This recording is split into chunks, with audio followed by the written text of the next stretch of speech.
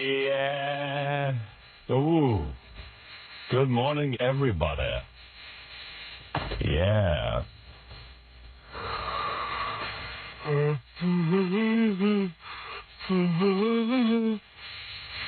gotta get my own bedroom. You can't sleep? No, it's just that every night there's something going on in the bed with my wife, and she wakes me up, and I end up yelling. And when you're on this kind of schedule, you gotta be in a crypt where there are no distractions or interruptions. Because once I get up, then I'm up. So I was up at 1 o'clock in the morning, or 12. I think my wife got into bed. You didn't go back to sleep? It took me like 2 hours. Oh, man.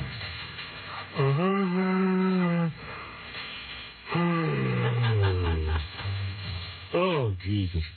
So then an alarm clock goes off. Oh, man. You're ready to kill. Yeah. What does she say when she wakes you up? She goes, I didn't wake you up. I don't know what you're talking about. And then... But you're awake and you're talking to her. Yeah, and then she runs into the bed. As soon as I'm up, I have to go to the bathroom, and she's there, and I have to stand there and wait. It's a repeat performance every night. I start screaming, repeat performance. It's just really hard to...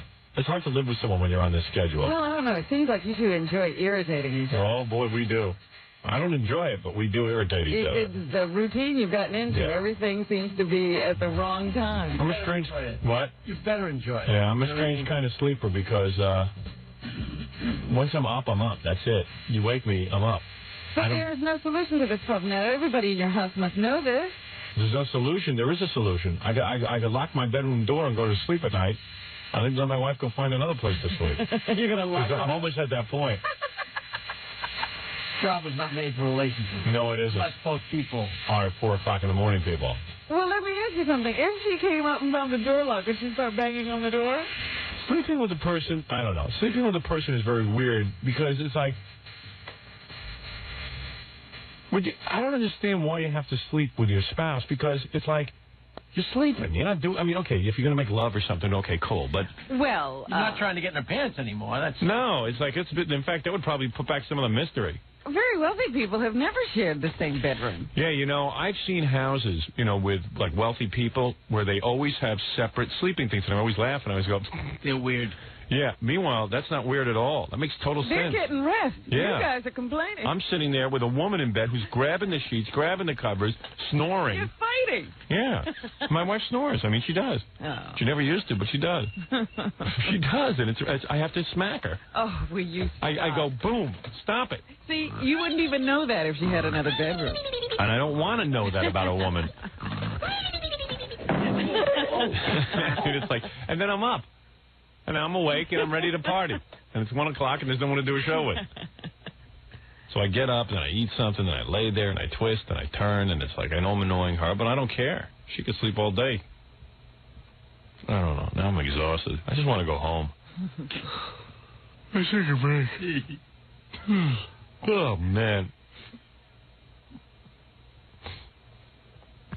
Yeah. Oh, I'll take some phone calls, because that's where we were at yesterday when we had to leave. I was supposed to take phone calls. Oh, okay. We never get to do it. But I don't know why you have to sleep together either, because you're not going to roll over and make love because my wife spontaneously. You don't do it. My wife would probably think it's the end of the marriage if we start sleeping apart, and I don't. What difference would it make? None to me. You're not together when you're sleeping anyway. I know. She walks in, I'm asleep. I don't know what it is. But then it'd be because, well, we don't really need to live in the same house. Yeah, you think that's the next step? I love you, but I don't need to live with you. That might be crazy. It's not like you two cuddle, wrap around each other at night or anything, and you would miss her if she wasn't there. I do have a separate little, like a little pool house I could sleep in. No, you don't need to be in another house. Yeah, but I need to be alone when I sleep. It was so great because they went down to Disneyland for 3 days. I slept like the best I ever. Yeah, like I was so rested and enjoyed myself so much. Hope the plane breaks down. Yeah. Oh. Yeah, you pray that like on the ground. Yeah, right on the ground. Nothing serious. Nothing serious. You don't want them crashing. No. Yeah. 7-week delay. I mean, the premise is that you're going to lie there with your arm around each other, and we used to be like down to maybe you kiss her on the shoulder if you remember once. I wouldn't even do that. I don't even do that. That sounds like a really neat thing to do, but I don't even do that. Yeah. 20 years ago, when I used to get the first sleep with my wife, I can remember winding into her arms and her and mine. And intertwining. There were times we used to sleep like just hugging each other. Oh, yeah. Like you couldn't. Yeah, oh, for God's sake. Now it's like, can you just get out of the bed and sleep on the floor? Give me back my covers. It's different. My pillow. Yeah, oh, it's just such an angry thing to sleeping. And, you know, it's like our agent always has this discussion with me because I keep saying I want to leave radio in a year. And he says, oh, how can you leave? I said, well, why don't you just start getting up at 4 in the morning every day and tell me if you could do it. For a week. Yeah, it sucks. For a week. Yeah, that would be the end of his life. Oh, it would. Because he loves going out at night. Yeah, he loves his nightlife. Yeah, oh, boy. Take that away from him, he might as well just kill himself. People like that No say, reason to this live. is fine, except you can't go out at night. Yeah. Well, duh. Yeah. Like, maybe I'd like to. If I am out on the street at 6 o'clock in the evening and I see all these people running around, I wonder what they're doing there. You know what? How come they're out? If we weren't in radio, the truth of the matter is I'm the kind of guy that doesn't like to go out at night anyway, but I do like to stay up. Like, I remember when we worked at NBC, I used to stay up till 2, 3 in the morning. Yeah. Well, I'm basically a night person. I never worked these hours before, and I never went to bed before 3 o'clock. I just said, bleh. I'd ignore you when we're talking about sleep. Yeah. So he doesn't understand it, but, hey, he doesn't get up at 4 o'clock in the morning every day either. I see people when I'm coming to work, coming home from dates. I wonder what that's like to be just out all night. I don't want to be out all night because that would mean I'd just be more miserable at night. Huh? I like to be asleep early. Earlier I get to sleep, the less painful life is. Oh, yeah. So I like to get as much sleep as possible. Oh, man, if you leave here, then you're just going to sleep 24 hours. That's the idea. I don't fear death. Oh, listen to you. This is the man who says, you get to sleep. Don't even take me off life support. Wow. The less life there is, the more I like it. All right, let's take a break, and then when I come back, I'm going to take some phone calls. And also, we have a couple of things going on today. Stuttering John, of course, with you Downs. I didn't get to it yesterday. I will. That's right. Also, there will be some women coming down today for auditions. If anybody wants to come down, we're having a Halloween party on Monday, but we need a couple of really good bikini girls. It's Friday. I'm forgetting. Yes, there's a lot going on. Ready. And some other things I'll tell you when we get back, right after these words. Hi, it's John Tesh from Entertainment Tonight. You are listening to The Howard Stern Show, and so am I, but really only on days when he's not talking dirt about me. All right, John Tesh. I like it. You watch Entertainment Tonight still, where they come out in the beginning, him and Mary Hart, and they're in their casual look? Yeah. I see them, strolling through some, junkyard. And Mary Hart looks really goofy in casual clothes. You know what? I said something about the fact that she was always dressed up. Yeah. And now she has gone to jeans and stuff. Yeah, well, she should go back to the dressed up. Because she's not a jeans person. She ain't a jeans kind of gal. I have to agree with you. But what are they walking through and over? I'm always afraid they're going to trip and kill this thing. Yeah. Especially John Tesh is so big. Big and bulky. And gorky. And gorky. Let's see. Let's get this going. All right, let's take a few phone calls. I did hear that he and Connie were working so hard that they had decided to scale back their schedules in order to protect their marriage. And what is he working on? I don't know. That music, I guess, is in the garage. And I don't see her in anything, so what is she working on? She must be auditioning. Yeah. Hi, you're on the air. How you doing, Howard? All right. Good morning, Robin. Good morning. I got a joke for Jackie the Joke Man. Okay, go ahead. Okay. I'm a nurse, and I take care of this 92-year-old gentleman. You're a nurse? A male nurse? Is that the joke? Are you a homo? No, I'm happily married with an 8-month-old baby. I don't know. Male nursing, that's a weird thing, man. Howard? That's a girl's job. You think you have a lot of women walking around you, Howard. Try working as a nurse. Really? Yes. Yeah, but I don't know. I don't know. You know, you always have fantasies. I don't know when you have a problem with a man doing something that is traditionally something feminine? woman's work. I don't have a problem with it. I think most male nurses are homos. It's just like a woman being a truck driver. Yeah, or it's weird. There are a lot of fudge packers, but I am fudge packers. Oh, man. I am not a rump wrestler. Sorry. Okay, you ready? So what was your second career choice? Secretary? My second career choice, I was a chef first. We knew a guy at NBC who was a secretary, and he wasn't a rump wrangler, as you say. But It was really weird. Like, he was a secretary, and I always felt weird for him because I know he felt weird. We felt weird. Or Which guy are you talking about? I don't know the guy's name. He was one of these guys who was a male secretary, and he. I know it was kind of weird because I don't know. You could tell it was just weird. I don't know. Maybe it was just you. I mean, didn't he choose the job? Yeah, he did, but I could tell he felt weird about it. And well, why would you do that? I think he even tried to sort of demonstrate that he wasn't exactly a secretary, that he was just using this as a stepping stone to something else. It's just weird. Women are lucky. They get that advantage where a lot of women get into, like, really cool jobs because they start out as secretaries and then they work their way in. Mm-hmm. Like Fran Shea from the E! Network, I think, was a secretary to start. But guys can't do that. Can't start out as secretary. They remain secretaries, huh? Well, it's kind of hard to start out as a secretary and get over that stigma. Well, what about being, there's guys who rise up from the mailroom. Yeah, I don't know.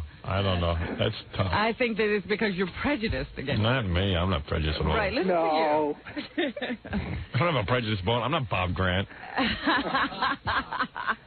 That's so funny. I love reading, for anyone who lives in New York, I love reading about how Bob Grant's a racist and Jesse Jackson and Al Sharpton are after us. It's so great. What do you think of the Art Shell thing, Howard? What? What do you think of the Art Shell thing?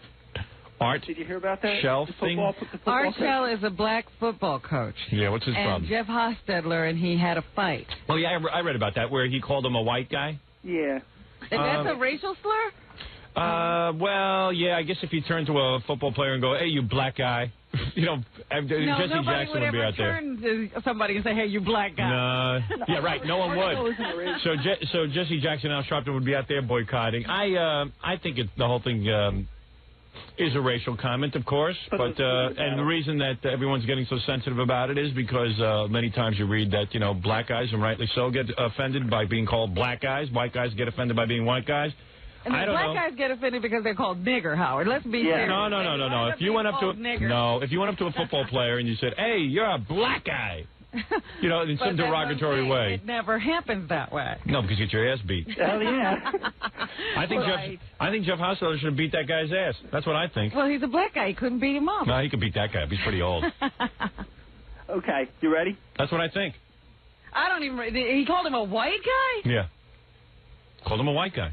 Jeez, that's terrible. He made an issue of his race. In other words, he was yelling at him, and he goes, "Hey, you white guy." See? Made an issue of his race. Maybe he was saying that because Hostetler wasn't listening to him, and he thought, you're not listening to me because you're a white guy. All right, if Tom Chiasano was yelling at you, right? Yes. You had done something wrong. Mm-hmm. Of course, I wouldn't let that happen, that he'd yell at you, but okay, let's just say... thank you for protecting me, Massa. Yeah, I would have. Oh. So anyway, I said... I would stick up for you. I work for Tom, remember? No, you don't. Yes, I do. No, you don't. That's just the point. You don't work for Tom. Then I would not let Tom yell at me. Sure. Just listen to this. So Tom's yelling at me, and he goes, "Shut up, black girl." Now, would you take that as a racial insult? Would you think that he was bringing race into the discussion? He was talking to you about job performance, and he goes, "You're a black girl. That's why you do this." Oh, I don't know. It would depend on the conversation. Oh, come on. Of course you'd be insulted. Not what does race have to do with your performance on the job? Oh, if he was talking about my performance on the job? Yes. What do you think he's talking to you about? Right. He could be talking to me about anything. Oh, please. Of course you'd be insulted.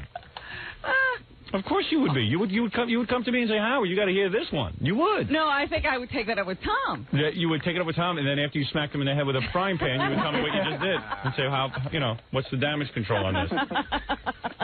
Oh, for goodness sake. Of course, that's wrong what he did to Jeff Hostetler, and Jeff Hostetler should have beat his ass. Jeff Hostetler said he didn't even notice any racial comments. Oh. No, he's a big dope. See? This is why I have a problem. He's not on the lookout for things like I am. I'm keenly aware of these things. Yes. Okay, you ready for my joke? All right, quickly. I hate very jokes. Quickly. Jackie knows I hate jokes. Okay. But when a girl go to the ice cream parlor, they get... No. That's all right, thank you. It's clean. No. It's you don't understand. When you ask him to stump a joke, you have to ask a riddle joke. No, this is good. This is good. Trust me. No, we'll never know, will we? Miami, you're on the air. Boy and a girl go to a ice cream parlor. You're on the air. Howard. Yes. Listen, I'm from Detroit. I have a entertainments paper I get. A what? An entertainments paper. You know, it says what's going on in clubs. Entertainments paper? Yes. Why are you adding an S to entertainment? What? Start over again. Different entertainments, plural. No, there's no entertainments paper. Okay, It's an entertainment. An entertainment publication. Okay, go ahead. And Stuttering John is appearing, or was appearing, at a rock club. Okay. What does he do? He has a band. Stuttering John has a band. What does he do? He sings. He sings, and he plays guitar. He has an album out, a CD. I never heard you mention it. Oh, yeah, we've talked about it a lot. Well, I'm in Miami. Oh, that's right. Oh, you just started with us. Right. Yeah, he has a band called Stuttering John, which I named. And he... You know what? Probably the name is causing a problem because they had Stuttering John listed, and he just thinks Stuttering John is appearing, not the band. Yeah, Yes. yeah. Stuttering John is the name of the band. I thought like maybe he was the MC or something. No, he could be. I mean, he could be doing that also. Okay. Yeah, you know what? I don't know what he's doing. Ask him. What do you want from me? He has a band that's going nowhere. He thinks he's going to be a rock star. Meanwhile, what he's going to be is working here for very little money for the rest of his life. I hate to break the news to him. You're on the air in Orlando. Does anybody here think John's going to become a big rock star? I'll go around the room. Jackie, tell the truth. I was very scared it was going to happen, but I'm not as frightened as I was. I was scared it was going to happen, too. Yeah, I think we all went through that momentary Let's pain. be honest. I still think it can happen, but I'm not as scared. It could be an accident. When his album was first coming out, weren't you getting really nervous that he might actually become something? We'd have to deal with that? What did I tell you? I said, look, if John becomes a big star, I'm not going to be able to take it. Yeah, we're going to have to leave. Were you picturing him like popping in here once every 6 months? Yeah, we'd have to kiss his ass. I just said that I'm just not going to be able to handle that. Yeah, me neither. Like you know. I didn't think it was going to happen. It just was a nightmare that was a possibility. Right, yeah, it would have been real you know bad. what I had said to John? You just better give me $1 million so I can leave the business. I know Jackie would have been suicidal. I would have been pretty bad, but Jackie would have been... Fred is suicidal just at the fact he got a record deal. I know. And Fred hasn't faced it yet. Here's the loser now. Oh, come on. Thank God your album failed. What do you mean? I don't judge it as failing. Well, we do. The first album. That's all that counts. We feel safe. He also thinks that Jessica Tandy's going to wake up. Like I said before, I'll say it again, Jackie. One album I sold more than your whole catalog. There you go. That's not true, John. Yes, it is. You had 18 albums out, right? How many did you sell total? Be honest. About 80,000. Oh, bull crap. You told me you hadn't even sold 30. Trying to make you feel good. Oh, yeah. Good. All right, 80,000. Still. He was #1 in the jukeboxes, don't you remember? Oh, I wasn't even counting that. 80,000. Add another 3 to that. 80,007. Wasn't even counting that. What do you want, a car phone? Hello? Oh, I can't take that. What did you sell, 50,000 albums? Yeah. That's good.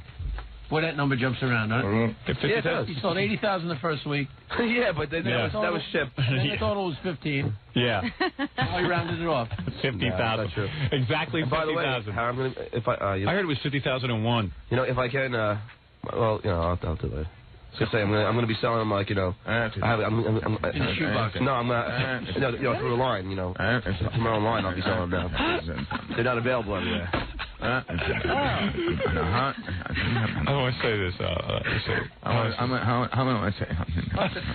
It's only inarticulate. If you call 201-942-OUCH, you can get the album. I'm gonna sign them. Are you gonna do like Jackie and something? Well, it's a Christmas rush. I'm gonna do signed albums for Christmas, and then I'm gonna take it off the market. Might be a good idea if you do that. That was good. And actually, in November I write for my next album. Oh, so they've signed you for a second album? I hope so.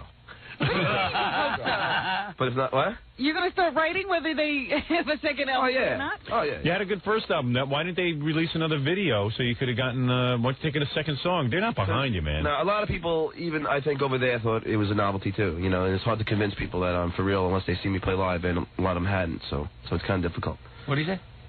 He's saying that the people at MTV don't think he's for real unless he plays live in front of them. No, he meant the record company.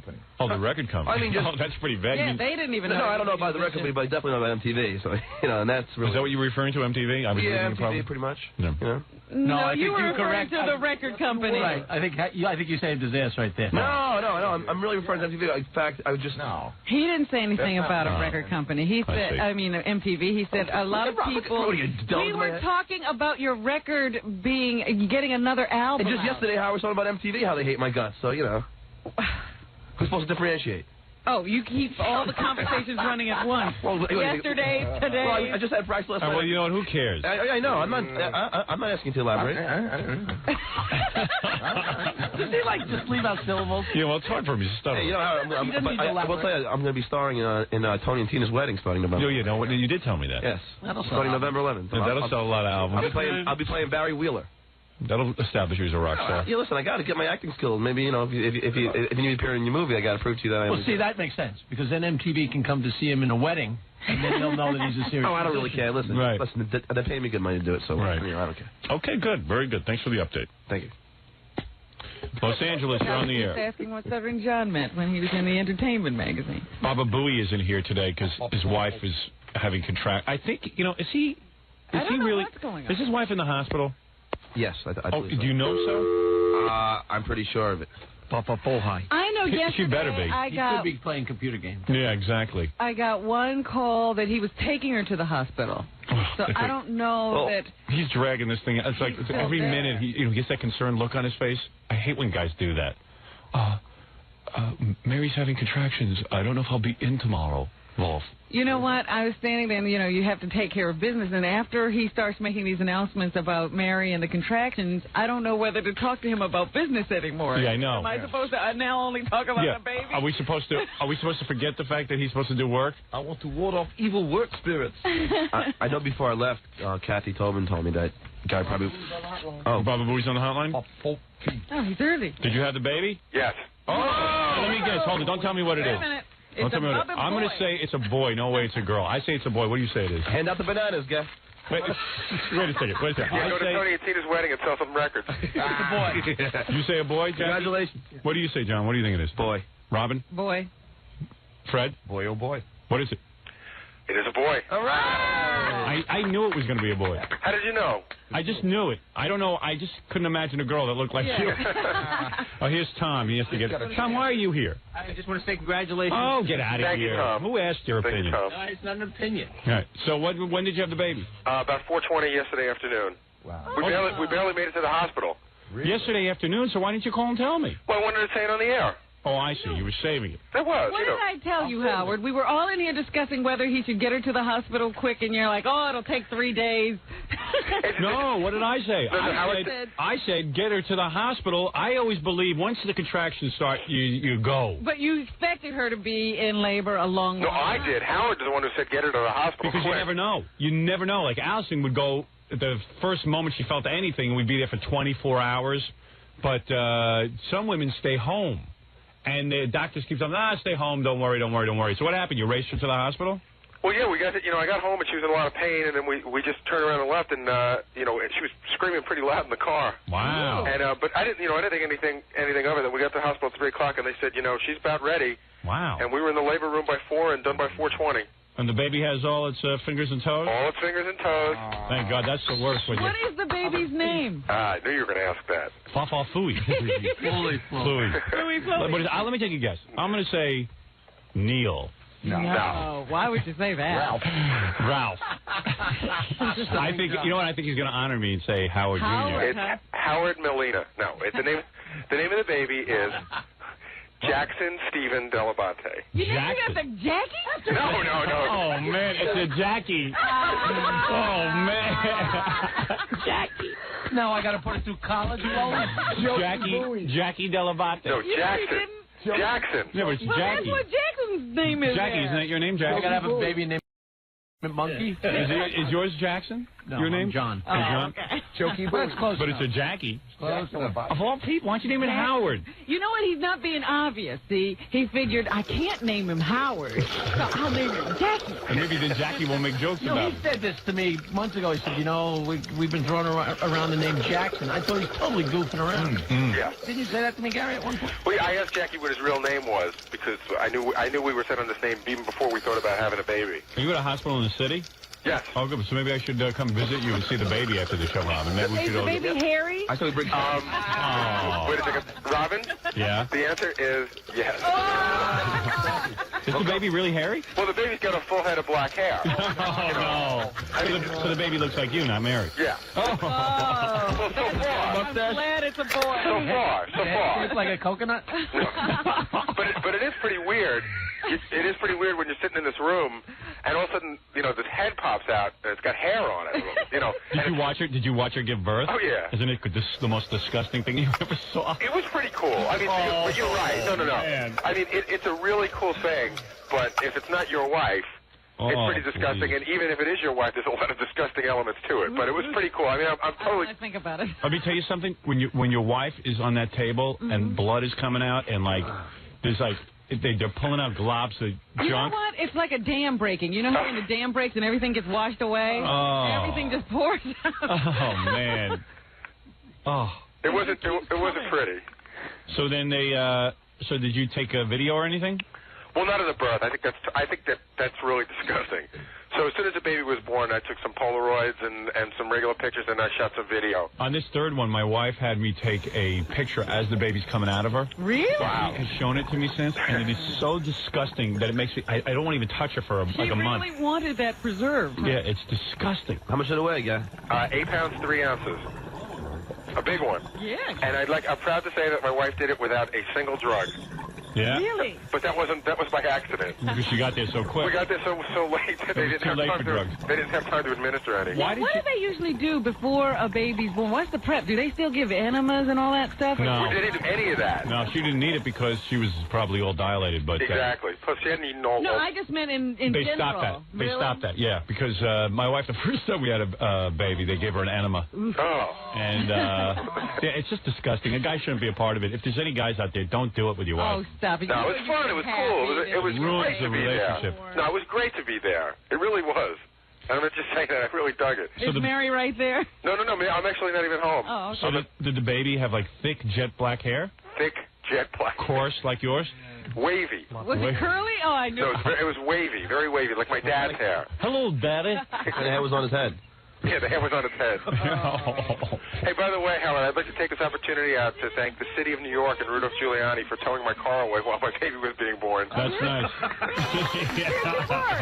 Well, how'd that happen? I parked at a meter. Mm-hmm. Why'd you just pull into the emergency room? There is, because it's Manhattan. There's no emergency room parking. Oh. So I parked on the street. I parked on 10th Avenue at a meter, and I put money in the meter, and there's a sign that said, which I didn't see, that said no parking between 4 and 7 because somebody spray painted it black. Right. Oh. So I went down to put more money in the meter. My car was gone. Great. And now I can't even get my car back because you need a registration, and I left it at my house in Connecticut. You could avoid that. I've avoided that. How do you avoid that? No, because the registration's on the windshield, so you just gotta tell them that's on the windshield. No, I called them up, and they said, you guys... I've done it so many times, trust me. Tell them you had a baby, and Maybe they'll look kindly on that. There's fans down there. No, there's not. I've been down there before. Oh, I don't know. John finds fans. Just because been towed like 12, 13 times. I know. I hate Manhattan. Manhattan. Living in New York City is such a hassle.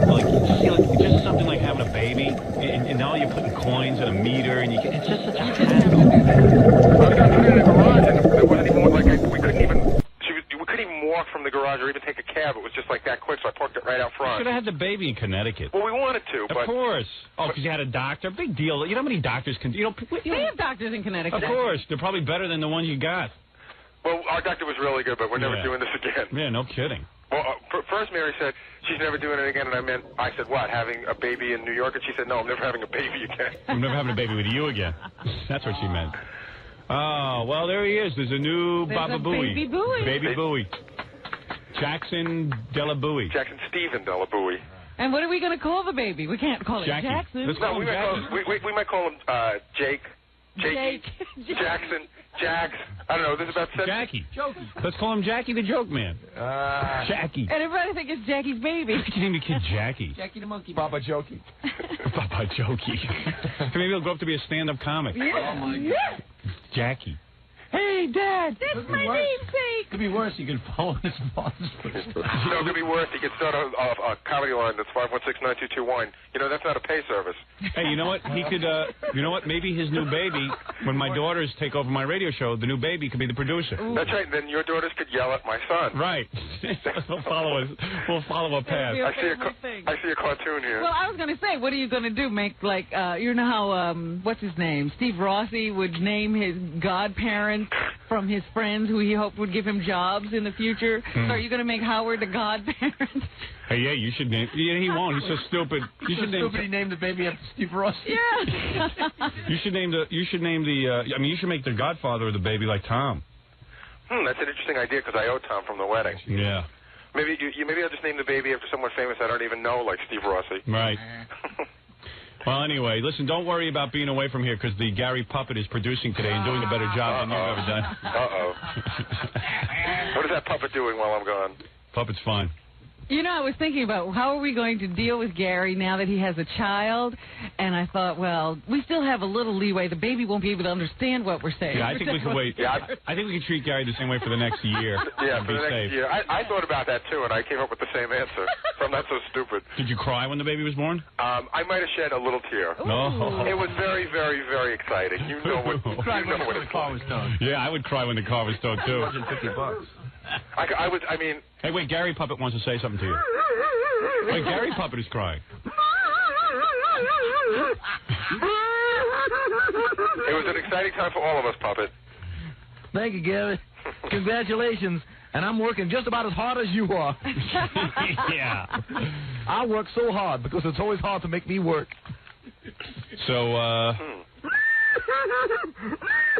Ooh, something's on my foot. Sorry. I thought I was overcome with emotion for just 1 second. Well, congratulations to you, Gary. Wait, I guess we have to get him a gift or something. Congratulations, Gary. Thank you, Bullfoot. Thank you. Robin, if you get Gary a gift, can you let me chip in with you? No. How about a bunch of bananas for the baby? Yeah. Keep the stupid things to a minimum, would you?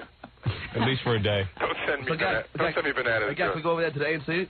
Yeah. Yeah, we want to see it. It's not an it. It's Gary's baby. It's a boy. See him. Would you like to see him? Hey, does he have a big penis? I thought it was about average. Yeah. I mean, it's hard to tell. What is a baby's penis? How big should a baby's penis be? Well, sometimes they come out engorged. Is yours engorged? I don't think it was engorged, but you know what's really weird? Let's go over to the hospital and see the penis. Does he have a Baba boomerang? Take measure and measure it. Is it a Baba boomerang? You know what's really weird that I've seen on other babies that I know will happen is the testicles get really big. Yeah. Does yours have that? Not yet, but I've seen it on my nephew, and it's really strange. Yeah, mine never reduced in size. I think they're supposed to do that today. Oh. We were having a big discussion about it. Our doctor said that there's really no medical reason to do it. Yeah. And then a pediatrician we know up in Connecticut said, you know, if you're doing it just because you don't want the child to be different, don't. But I think it's really weird because, you know, I know somebody who had a kid like 14 years ago, and they didn't circumcise him, and he just got circumcised because he was like really embarrassed to be in front of all the other kids in the locker room. Yeah, and get it over with. You know, I just think it's. I wouldn't circumcise my kid if I had a boy. Of course, my wife couldn't give me a son like Mary gave you. What? But why wouldn't you circumcise? No, I would not. Are you Why? supposed to be Jewish? I'm half Jewish. It doesn't make a difference. Your wife is all Jewish, and she's raising the family Jewish. And I didn't the child care. would have had I a bar felt mitzvah with no circumcision. I have a very deep feeling that if you were born on this planet with a foreskin, there's a reason that it's there. Yeah, but you weren't born with holes in your ears. Yeah, but hold it. Let's stop for a second. That's ornamental. Right, they're not doing that as a medical procedure. Yeah, I'm saying that there must be a reason that foreskin exists. But what is it? From thorns. What is it? I don't know. I don't know exactly what it is, but I imagine the sensation of having that foreskin makes for better and probably a better. You really believe that? Yes, I do. Well, Howard, can I ask a question? It can't.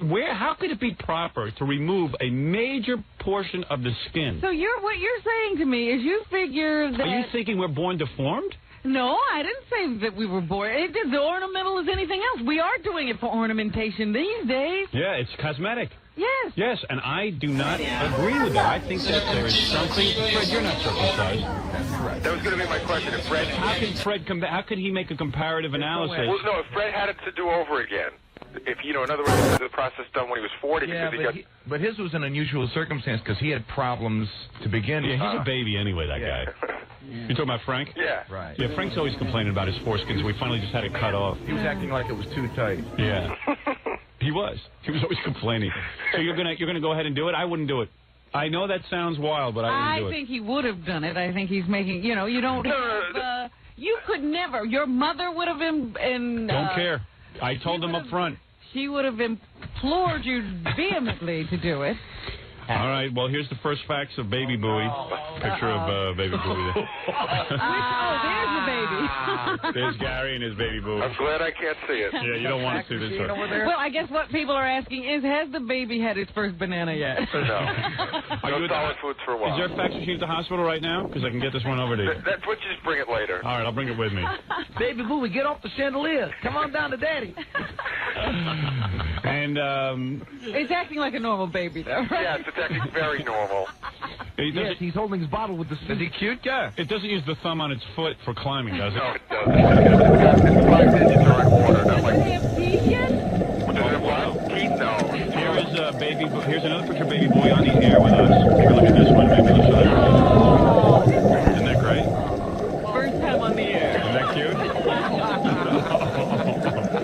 I'm sorry, can I be amused a little? Wait. And here is, what is this? Here's one faxing a picture of the Jackie puppet. I guess they saw him on the E! Network the other night. There he is. That's Jackie? I guess. I don't know. Anyway. What were we talking about? Oh, your kid's penis. Yeah. Right. So anyway, when did you check that first to see how big it was? I guess I. No, actually I didn't, because the first thing you look at is the hands and the feet, make sure they're there and they have all Yeah, so we can't goof on you. Okay, son, time to take inventory. Ooh. We have to get a little baby Gary puppet. He had a very. Well, we have a couple of them. He had a very high test score. Yeah. His The APGAR was 9.9. Very good. My kid was much higher. There's only a 10. It only goes to 10. They had the 10. They had an 11. And that only means they were breathing. Oh, It means they're breathing, not blue, and have all their digits. It was the best breathing that they'd ever seen. My little angel. So, Fafa Fui obviously feeling good this morning. Yes. Yeah, very accomplished. He had a baby. Had a baby. Very few people have done that in the past. Well, He managed to figure it all out. I knew he'd have a boy because he's hung pretty big, and he doesn't... He just looks like he makes boys to me. Yeah. Well, my whole family does. Yeah. I was one of 3 brothers, and my father was one of 2 brothers, and my brother has two boys, so I sort of had a feeling it was going to be a boy. The girls don't run in the family. Yeah, it just looked like you were a boy maker. Me and John were saying, we were discussing whether or not you had the baby before you called in. Right. And I said to John, John said to me, what do you think it is? I said, I think it's a boy. I can't imagine a girl looking like Gary. You know what I mean? It would be weird. Gary with long hair. Yeah, like long curly hair and and a dress on. I just knew if I had a girl that when she was 15, she was going to have a mustache, so I'm sort of grateful that I didn't have one. Yeah, I think a boy's Are best. you stopping here? What do you mean? You're going to have other children, aren't you? We haven't discussed it. 5 minutes after a woman gives birth is not the time to discuss whether she wants another one. Yeah, how's her belly look? Is it all wishy? It got flatter. Yeah. It's never going to be the same. It's like a deflated balloon now. Yeah. It's never going to be the same, my friend. Well, life's never going to be the same, so what's the difference? Yeah, good luck. Good luck, Pally. Well, hey, go ahead. Don't be a family man. Thanks for that ringing endorsement. Congratulations, and congratulations You on... know how much Gary loves to sleep? Yeah. He's never going to get me. That's right. He knows that. He knows that. That's very exciting. Very exciting. Baba Booey Family Man shows you that Is the the family... nursery ready? The nursery's ready. Yes, we just had it done last week. Wow. It looks quite amazing. Well, there you go. Congratulations to you, and let's if one of those kind officers would return Gary's car, it would be very that be nice? Yes. Give Gary a present. Yeah, give him a little present, and... I don't even care if you return it. Just let me get it out without my registration, so I don't have to drive 40 miles to get it. We don't have to go visit him today, do we? No, you don't have to do anything. You don't have to. Good. All right, thank you. He never visited me when my kid was born. No, we discussed whether... I remember John and I discussed whether to go, and I felt that we were going to be bothering Allison. Right, which you would have been.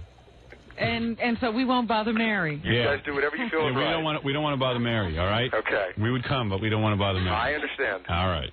Baba Booey, congratulations. Thank you, Wolfie. There he is, boy Gary Delbach. Hey, by the way, if I could produce a little bit, don't forget to play the Stuttering John Hughes Downs interview. I was going to do it next. Great. But thanks for reminding me. Okay. Okay. Bye. Believe me. Well, if the baby was born at 4:20 yesterday, why isn't he at work? Oh. I know. It's a joke. Because he's lazy, that's why. If he's on the phone, he could be here. I was expecting you to tell him to get over here. Robin, she gave birth. Go home, get some sleep, and come in. He's milking this one. No, really, seriously. Robin, I just want to say one thing. The least I can do is what I do. Not coming in is his present to us. All right, why don't we take a break? What, is he taking a week off or something? Oh, no, I don't think so. You don't think so? What guy would want to be home for the week? I did that the first time my kid was born, and after 3 days, I was ready to come back to work. Well, for the first one, I thought it was mandatory. No, he's got the weekend. He's going to be with the kid all weekend. All right. He has today, Saturday, Sunday. That's enough. Who are we going to scream at if he's not here? That's true. All right. I hope he gets in here quick. All right, why don't we take a break? And when we come back, hey, maybe I'll do your thing. The Hugh Downs thing? Yeah. Yeah. All right, we'll be back right after these words. Well, that's a good band. Who is that? Is that you? That's good. I don't know why you didn't make it. I don't know either. I was going to say, I like this. I don't know. And then I thought his album was good. Stuttering John was good. This is good. It was still just the first album. You know, a lot of people have 3 or 4 albums. So why didn't you release this as a single? What is that? That's a song called King. So release that. That's cool. It's good. You know, get that record company to light a fire under their ass. I know. Dopes. So I'm going to make a few more videos. I never understood that anyway. Like, if a band makes a video and it doesn't get on MTV, they give up on the band. Yeah. You know what it is? They have bands like Stone Temple Pilots that are selling 7 million records, you know? Yeah, but do you want a couple of more Stone Temple Pilots? You don't want to be beholden to Stone Temple Pilots. At some point, they're going to get old. That was very good of you to understand what he said. Oh, please. I'm so used to hearing those mumbles. I can... it's like another language. No idea until you said Stone Temple Pilots. Yeah. That's what he was talking about. You gotta really key into the man. He's a good boy. What is it, Gorilla? I want to do Stuttering John now. What is it? Well, I don't know if Jessica Hahn's on the hotline. All right, I'll take care of that. Jessica's Han? No one here can speak except me. That's why I'm the host of the show. That's why I got this job. You win by default. Yeah. There's nobody here who can articulate a sentence. Give him the mic, he can talk. All right, here's the deal with Jessica. Jessica Hahn is an old-time friend of the show, and we had a falling out. Yeah, sadly. A year ago, I was the host of Howard Stern's New Year's Eve pageant, and Jessica told me she would be in it. Yes. And then she backed out on me suddenly because she has a boyfriend who's a millionaire. And it was pretty much last minute. Yeah, she used to back out and stuff when her boyfriend tells her what to do now. So I had an argument with her on the air, and I said, Jessica, this is it. I'm never talking to you again. And I like her. I really do. I think she's a lot of fun, especially when you get alone in a hotel room with her. There's no more fun than that. Some people were saying that you didn't enjoy radio anymore because Jessica was gone. there's a really, you can make that argument. But Jessica has been calling all along. We've been, hey, people even call for work for Jessica. I pass it along. Oh, absolutely.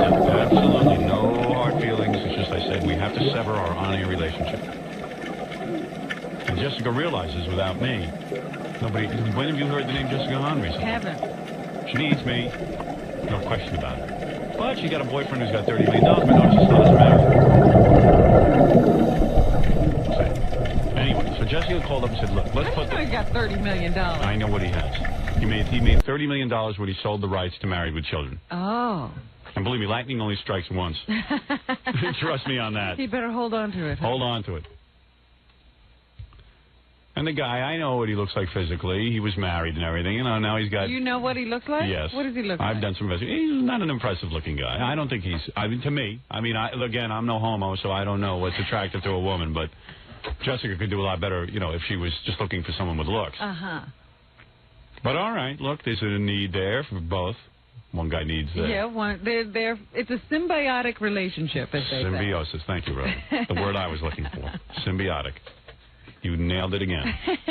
And listen, nothing would please me more than to have Jessica Hahn on the show from time to time. But how can you really trust that you have her and you can take her word after what she did? Jessica? I was just about to climb through the telephone wires. Guys. How are we doing with our boyfriend? Just give Hi, I miss you. I do. Of course you do. Of course, I'm the one excitement in your life. Of course you miss me. That's what I told you when you burned me. I said you're going to miss me. Howard, I did. And you know what? You said this to me. You said, I'll never do anything to hurt you, Jessica. And that's true. And it's true. But, it's been a year since we've all talked. That's Is correct. that right? I'm a man of my word. When I hold a grudge, it's brutal. Oh, yeah. You know that, too, Jessica. He never goes back. I never go back. And I don't even know. He doesn't forget. He's like an elephant. I'm like an elephant. I'm built like an elephant, and I have a memory like an elephant. Out of the 8 years and everything, that was the first time that I couldn't do something. I mean, that is true, but do you know what I mean? You know what I'm saying? I don't want you to retire in a year, and then there's no conclusion, there's no goodbye or anything, and I just wanted to tell you also how funny Jackie Puppet is. He looks just like Dennis. By the way, Jackie Puppet got big ratings last night on the E! Network at 11 o'clock. Jackie Puppet is generating faxes. It's hysterical. Well, let me tell you something. See, this is what I was trying to tell you yesterday, but you were busy in the hall. I was? Yes, you were out there doing a different show. I have a plan. I've pitched this. Now, I'm not saying that it's a gold project or anything, but I've pitched it to the E! Network.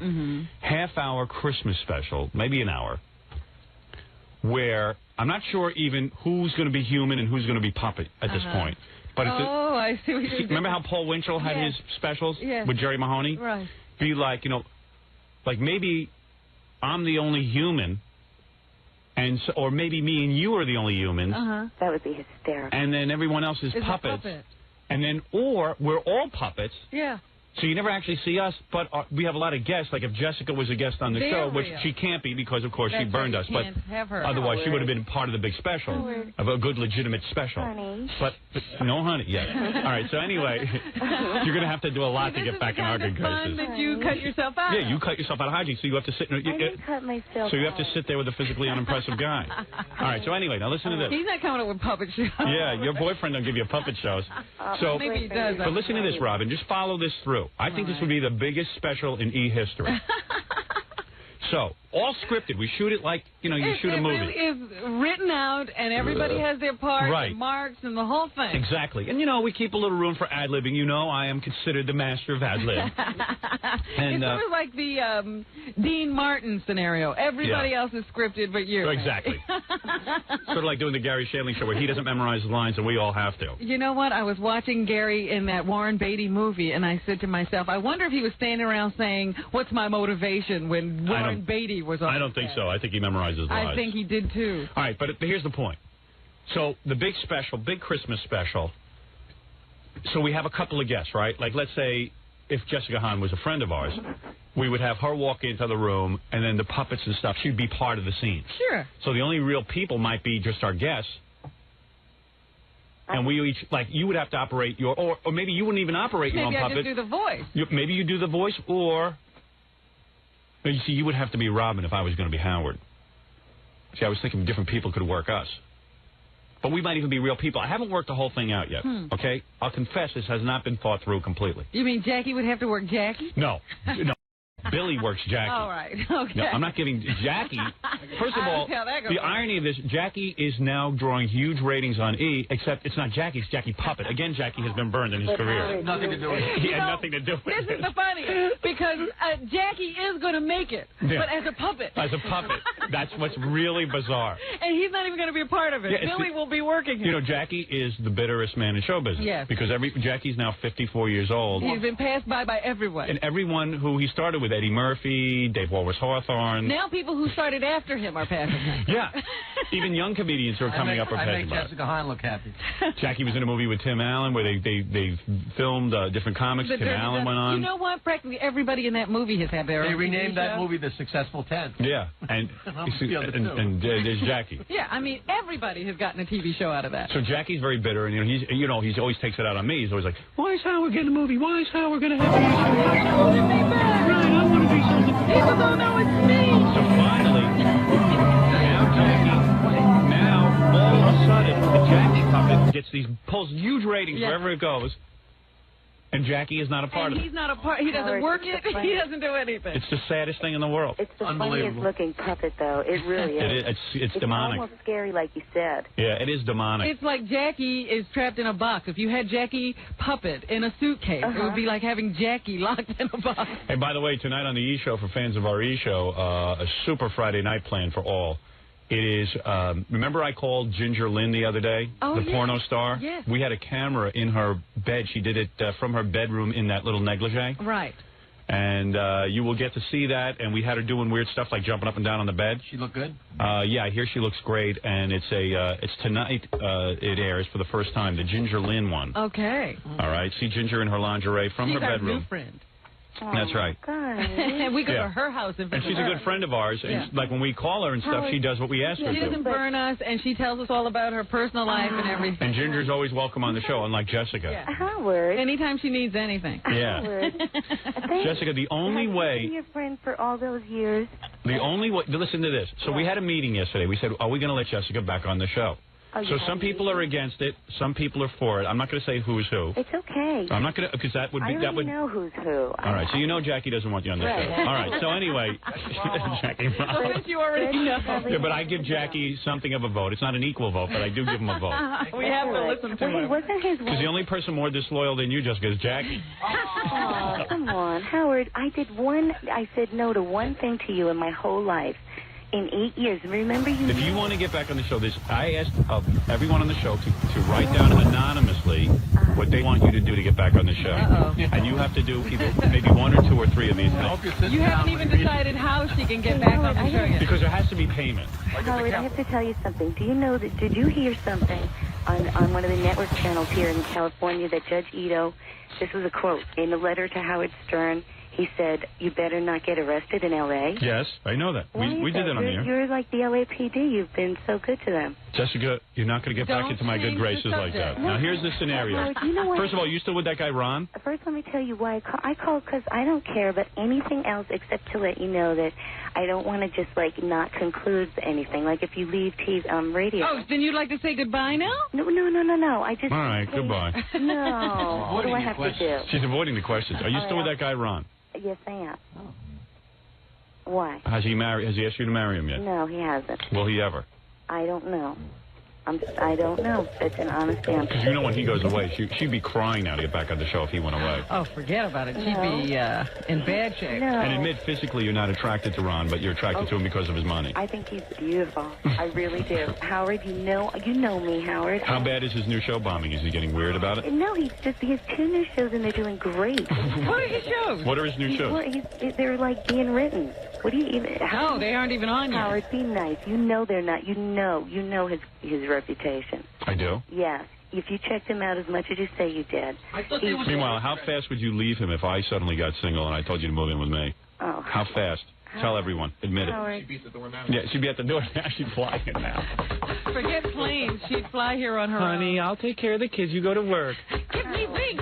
Yeah, let's go. I came through the phone line. Yeah, I crawled through the phone line. I'm a babysitter. She is. I need a babysitter like that. She's one big pleasure ground. See, I always had fun with you. We sure did. I don't ever want it to be tarnished. In fact, when we were writing the movie, yeah, we wrote this whole big scene for Jessica. And no, but a very legitimate scene. And then I said, no, you got to take her out of the movie. She's not my friend anymore. Oh. She burned me. Yeah, but you know what? If it's your life story, I'm part of your life. You are, but I'm getting someone to play you. How's that? What? Well, you know what? I remember when we were planning the Cleveland trip. It was like, all right, who are we going to take with us? Yeah. I'm like, we can't take guys, Jessica off the list. Yeah, because now Jessica can't do anything because Ron's trying to make her into something new. No, he isn't. Trying to reinvent her. No, you know what? I just took you know. Doesn't give you an allowance. Now, what do you think happens one day and, like he just decides, I don't want to take care of Jessica I'm prepared for that. I've seen Ron. I think he's going to hang with Jessica. Yeah. I'm prepared for that. I just don't want anything to happen, like, all of a sudden you're living on the street. Jessica on street person. Always strip. You get older, you know what happens. You start to age. You know how hard it's all this vitamin E's got to be doing something. I believe Jessica will kill herself if she starts to age badly. Yes, I would. She has said that before. Howard Yeah. knows me. I know that. I know she will.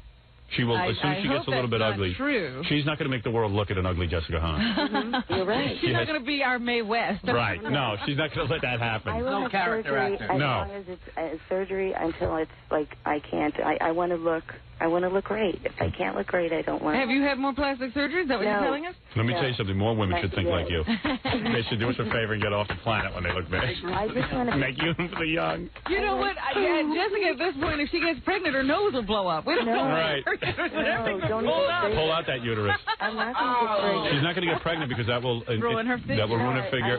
I want to be tight and tan. Exactly. Oh, you're going to adopt, are you? And from all the tanning, if you get skin cancer and stuff, you'd kill yourself anyway, right? Yeah. No, but I even I have so many things I do. So many like when I tan. Yeah. I mean, it's amazing. I use so much. I use bottles of vitamin E. I use everything. Right. I know you take good care of yourself. I do. She uses like 2 big like lotions and stuff Nivea. She dips herself in vats, of lotion and I have special stuff. It's like a big potion in my tub, you know. Yeah. She tries to look her best. There's no question about it, and she does a good job. Good deal of time at it. All right, now here's what we were thinking. If you're going to really come back on the show, here's some of the suggestions that have been made that you would have to do. Okay. All right, and let's just read through them. All right, read the suggestions. All right, first of all, if we do the big puppet special, Jessica would have to hump the Jackie puppet at the front door. Why? All right, that's just one thing that you could do. All right, let's... Nancy divorce him? No, not the Jackie puppet. We don't have a Nancy puppet. Yeah, we don't have a Nancy puppet on purpose. How about if it just sits on my lap? No, that would... All right, how about you would have to put your hand in a bowl of cat duty? Nah, let's go on. Maybe don't get guy gross. Suck on Jackie's dirty underwear. Ooh, yeah. I wouldn't do that. I would kill myself. Well, it's got to be something really gross, and you got to do like 2 of them. Why gross? Why can't it be like... Because you have to prove something here. Yeah, eat a concoction of oatmeal made with the spit of everyone on the show. You know, you guys are like... Would you do that? Master manipulators. You can think of anything. All right. How about you kiss Steve Grillo's uncle's blowhole? Right on the throat where he had his larynx removed. You know what I would do? I would kiss and pray for him or something. No, who wants that? All right. Or take a vodka enema. Would you do that? Howard, it's all guy stuff. Yeah, that's exactly what this show's about. What do you think these are? These are guys. Right. Robin, you're a woman. They didn't even ask me for suggestions. Yeah, really, Robin, what would you do? Well, Howard. All right, how's this? Do so much more. No, let's see. Shave your head. No. You won't do that. No. See, so far we can't come to an agreement. Hold on. And with one of these things you agree with, we're on to something. How about orals with the entire United Nations, all delegates? Oh, Howard, you're getting mean. All right, let's see. Howard. You know he couldn't even pull that together. You should have said yes. All right. Yeah, really. Use your tongue like toilet paper for me for 1 day. Oh, what? Repeat that? Rob, repeat that. Don't repeat that. How about moon out a Times Square window? No, I don't think so. Howard, come on. How about peer? Howard. A bowling ball. Why are you growing all that hair on your face? It's off now. I was doing it for the movie. Good. It looked odd. I know it did. I like the way you look without it. No, so do I. I wasn't doing it for a beauty thing. I know. You look good. Okay. We feed you laxatives and handcuff you to the studio for 1 night. So mean to me. Why is that mean? You got to prove yourself to us.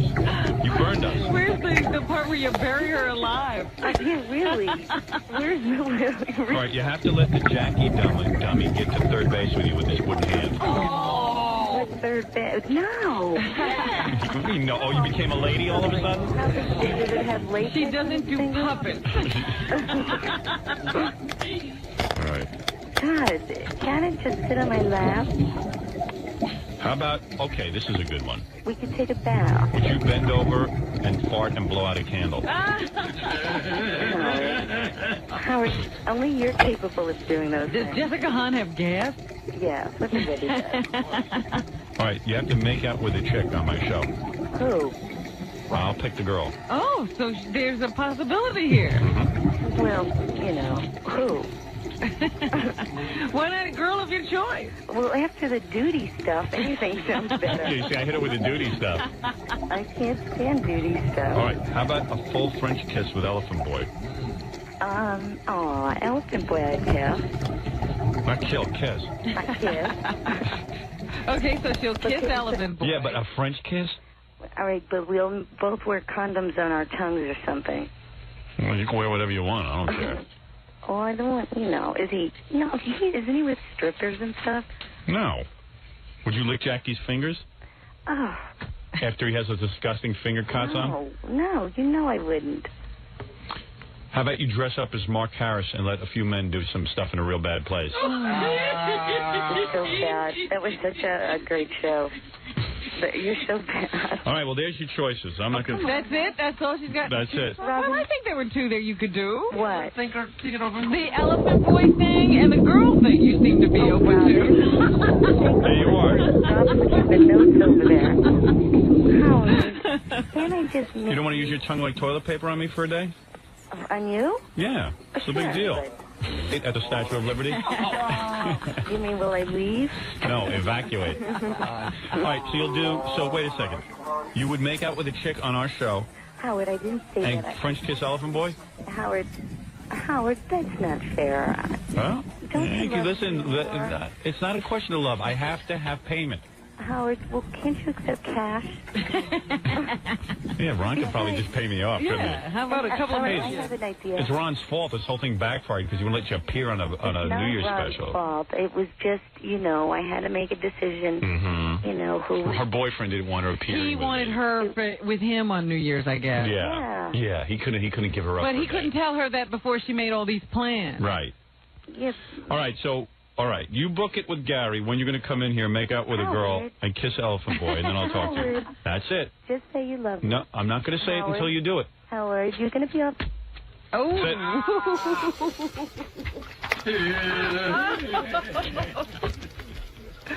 Oh, my. I didn't even give her the bad ones. Swimming through horse urine.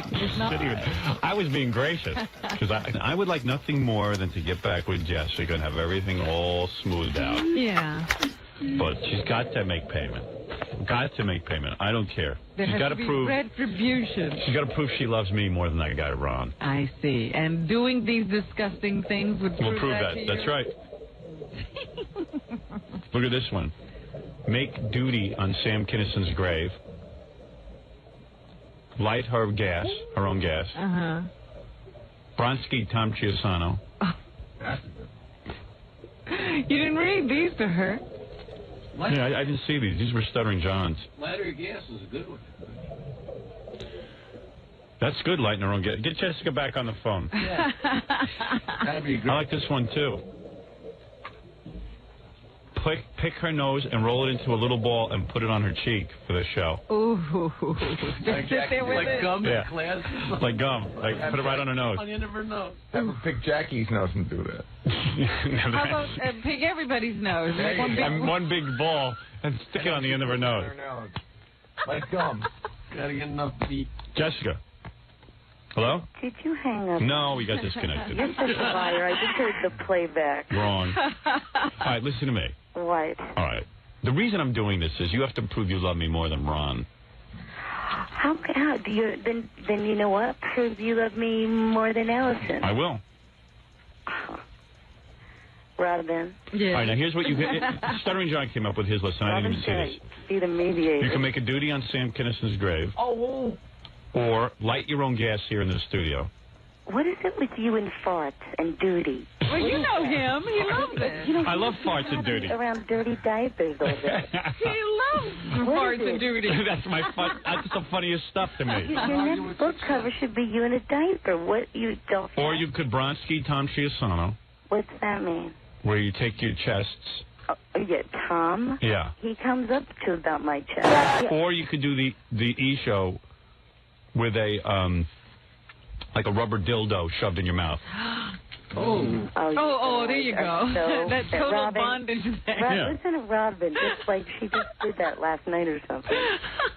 Or you could get nude and pull me in a wagon around K-Rock. All right, I'll do that. That you'll do? All day, right? All day.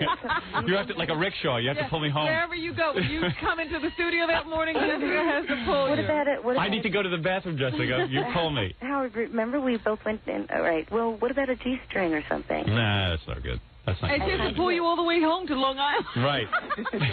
on the Long Island Expressway. That's cool. I like that idea. Well...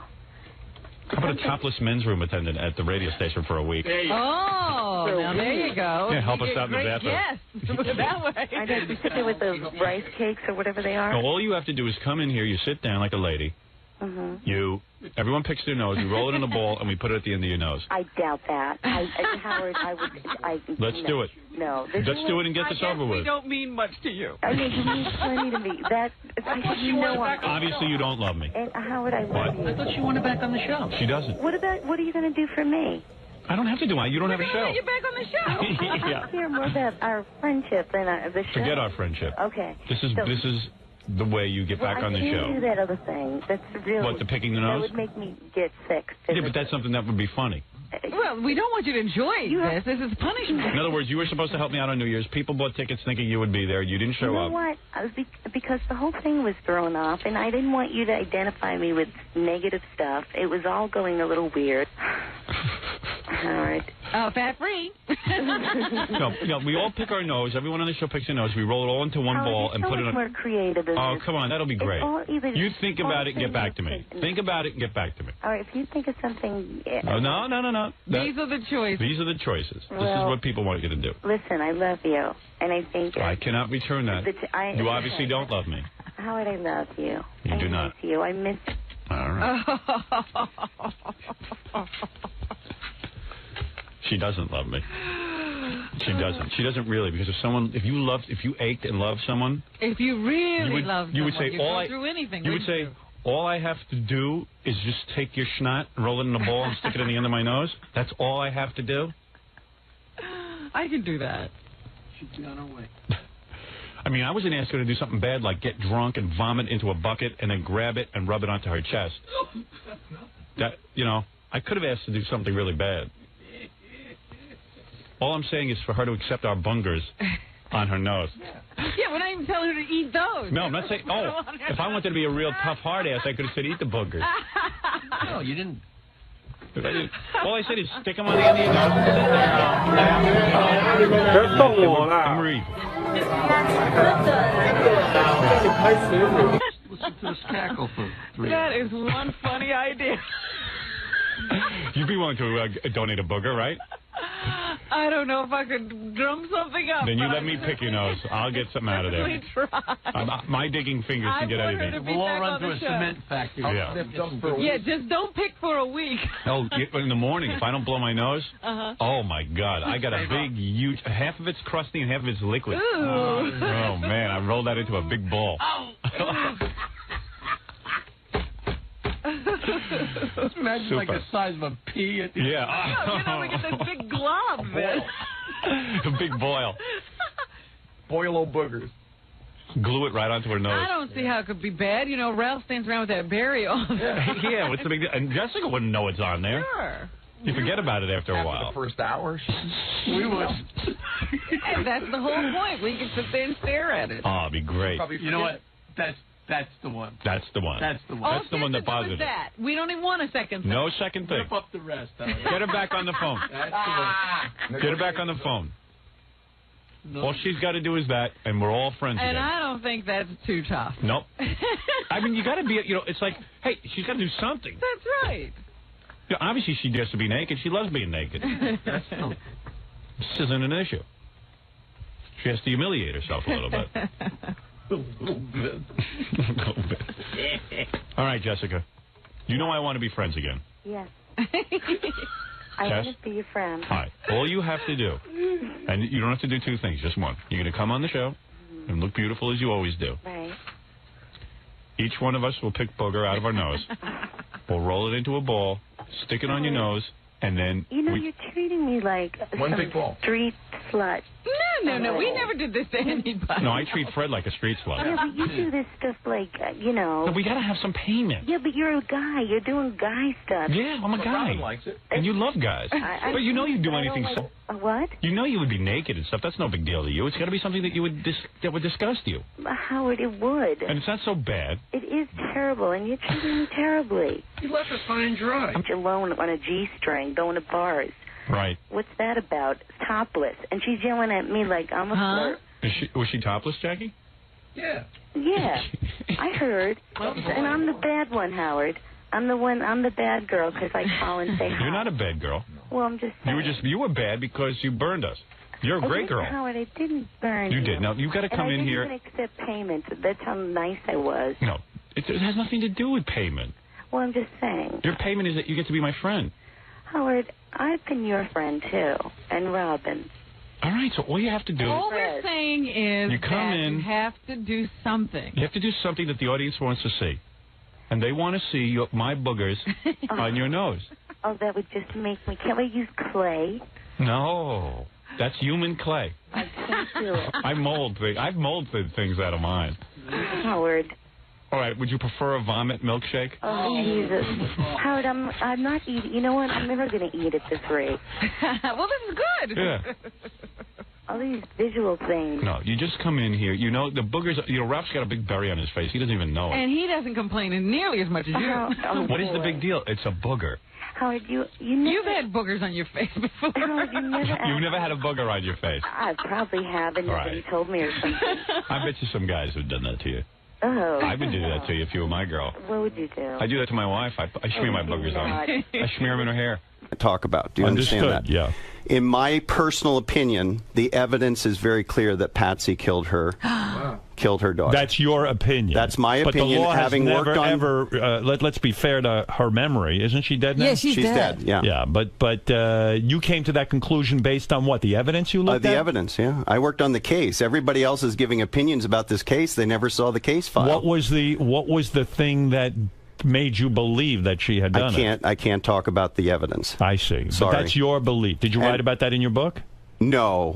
I've turned down a book offer about that. I didn't want to deal with it anymore. It was the only case I ever worked on that was never adjudicated, never went to trial. Didn't they find some guy who confessed to it? No. We had already interviewed him back in the 90s. The DA that brought that up and went to find him, she took all of our research and put it in a storage locker and said that we were all biased. There was no guy from Thailand? No. Yeah. There was a guy. He was cleared back in the 90s. He was had cleared, taken the time to read the information. I see. So it's still considered an open case. It is an open murder never solved. investigation in Colorado, yeah. Wow. And since then, the woman has died. Was that frustrating to you because of your beliefs? Yeah. Because this little girl deserved justice. And my son was the same age as John Bonet at the time of the murder. Right. So you took it to heart. So as a parent, it really bothered me. So you really know your stuff. Can you tell us what you think the reason for... Was it like an anger thing? Jealousy? An accidental... No, it wasn't jealousy. It was she felt that she was losing her daughter, control of her daughter.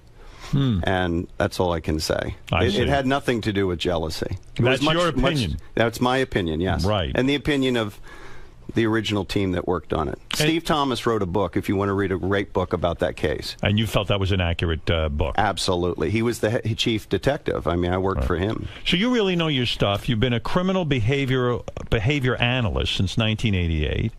You work in criminal psychology, forensic psychology, sex crimes, crime scene forensics, and domestic terrorism analysis. Yes. So, I mean, you know your stuff. Yes. Are you a top expert? For the Justice Department, I'm a subject matter expert, yes, for the Hyde and the McLaughlin programs. It's impressive. You've also been on the Oprah show. Why were you on that show? Talking about date rape.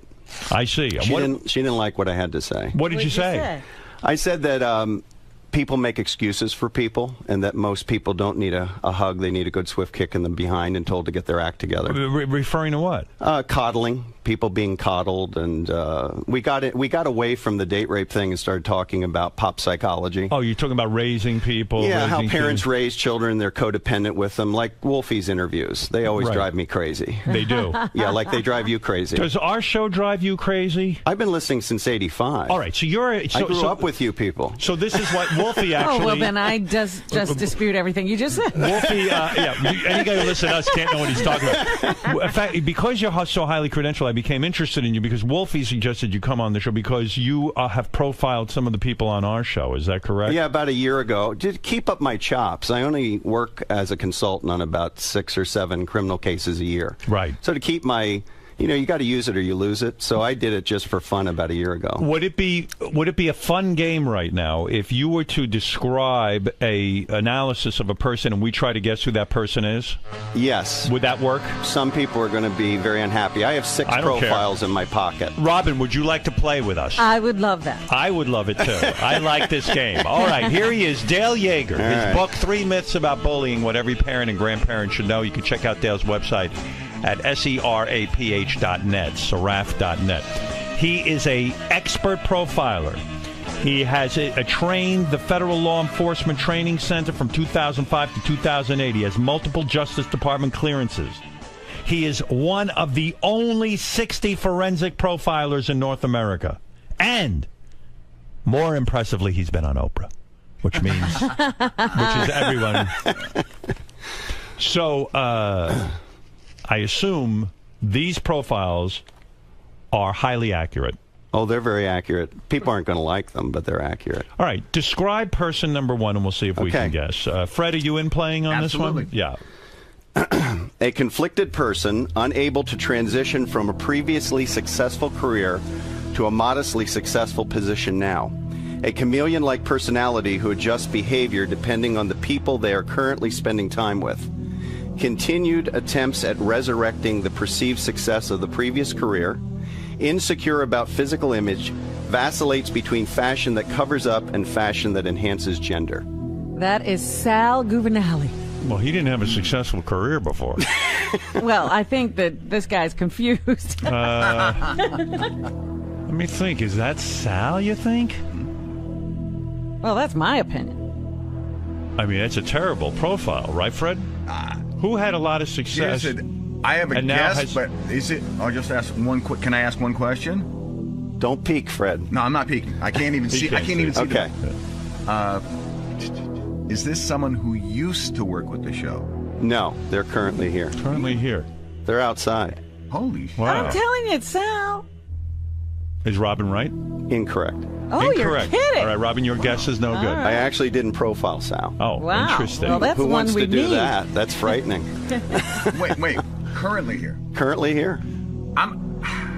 Transitioning from a successful career to a less You had a successful career, Robin. And this is you were what are you talking about? you were in the military. You were an Air Force captain. I've had 50 careers. I'm going to take a really shitty guess. If it's someone who's currently on staff, is it John Lieberman? No. No. Jesus. Who the hell could profile him? Who the hell had a successful career? Everyone here When is you such find a loser. out, when you find out, it'll make sense. Really? I never had a successful career except for The this. key is the last. Can I hear the last sentence again? Insecure about physical image, vacillates between fashion that covers up and fashion that enhances gender. Enhances gender. I don't have a clue. Who is it? Lisa G. Lisa G. Whoa. You know, Jim McClure, who's sitting here That's with interesting. me, figured it out. He said Lisa G. Yeah. I'll read that again about her. A conflicted person unable to transition from a previously successful career to a modestly successful position now. A chameleon-like personality who adjusts behavior depending on the people they are currently spending time with. Continued attempts at resurrecting the perceived success of the previous career. Right. She's always trying to tell you how... Well, the sweet and greet. Right. Wow. You think she's a 30D? I guess you're not an That's expert. not for me to talk about. All right. Who's the second person? All right, ready? I wonder, Lisa, are you happy with that or unhappy with it? I guess we should hear from Lisa. Is Lisa there? She'll yell at me probably. Interesting. You profiled Lisa. Lisa, how do you feel about that? You're having a hard... By the I way... knew it was me right away. You did? Did you? Are you Sat having a in hard there time? when it's me. Is he accurate? But let's be honest. Is he accurate that you had a hard time transitioning from being a morning show host to now being on the Howard 100 News team? No. I did have a hard transition when I went from Hot 97 to my next job. Do you vacillate between sexy clothing and clothing that covers up your gender? No, I think I pretty much dress the same every day. I don't think it's one way or the other. I think you cover up your gender every day. It's in more formal type situations, like on red carpet, she wears things that enhance gender. Well, I'm not in studio, so yeah, that makes sense. All right, interesting. Anything else to say about Lisa while she's here? No. We had a good conversation about profiling. Is she well adjusted? Who, Lisa? Yeah. Is any of us? I don't think so. Sorry, Lisa. You know what I asked him? I said, who here would go postal? That's and what I said want to they're know. all fired, so you don't have to worry about that anymore. Do you think there's anybody here who is dangerous? No. No, okay. They're all gone. Okay. They're all gone. Casey's gone. Casey's gone. I called Gary about Casey years and years ago, before he was ever in trouble, and I said, this guy's a violent person, and whoever answered the phone, I don't think it was Gary, said, all right, yeah, we'll let Howard know. I go, trust me, I do this for a living.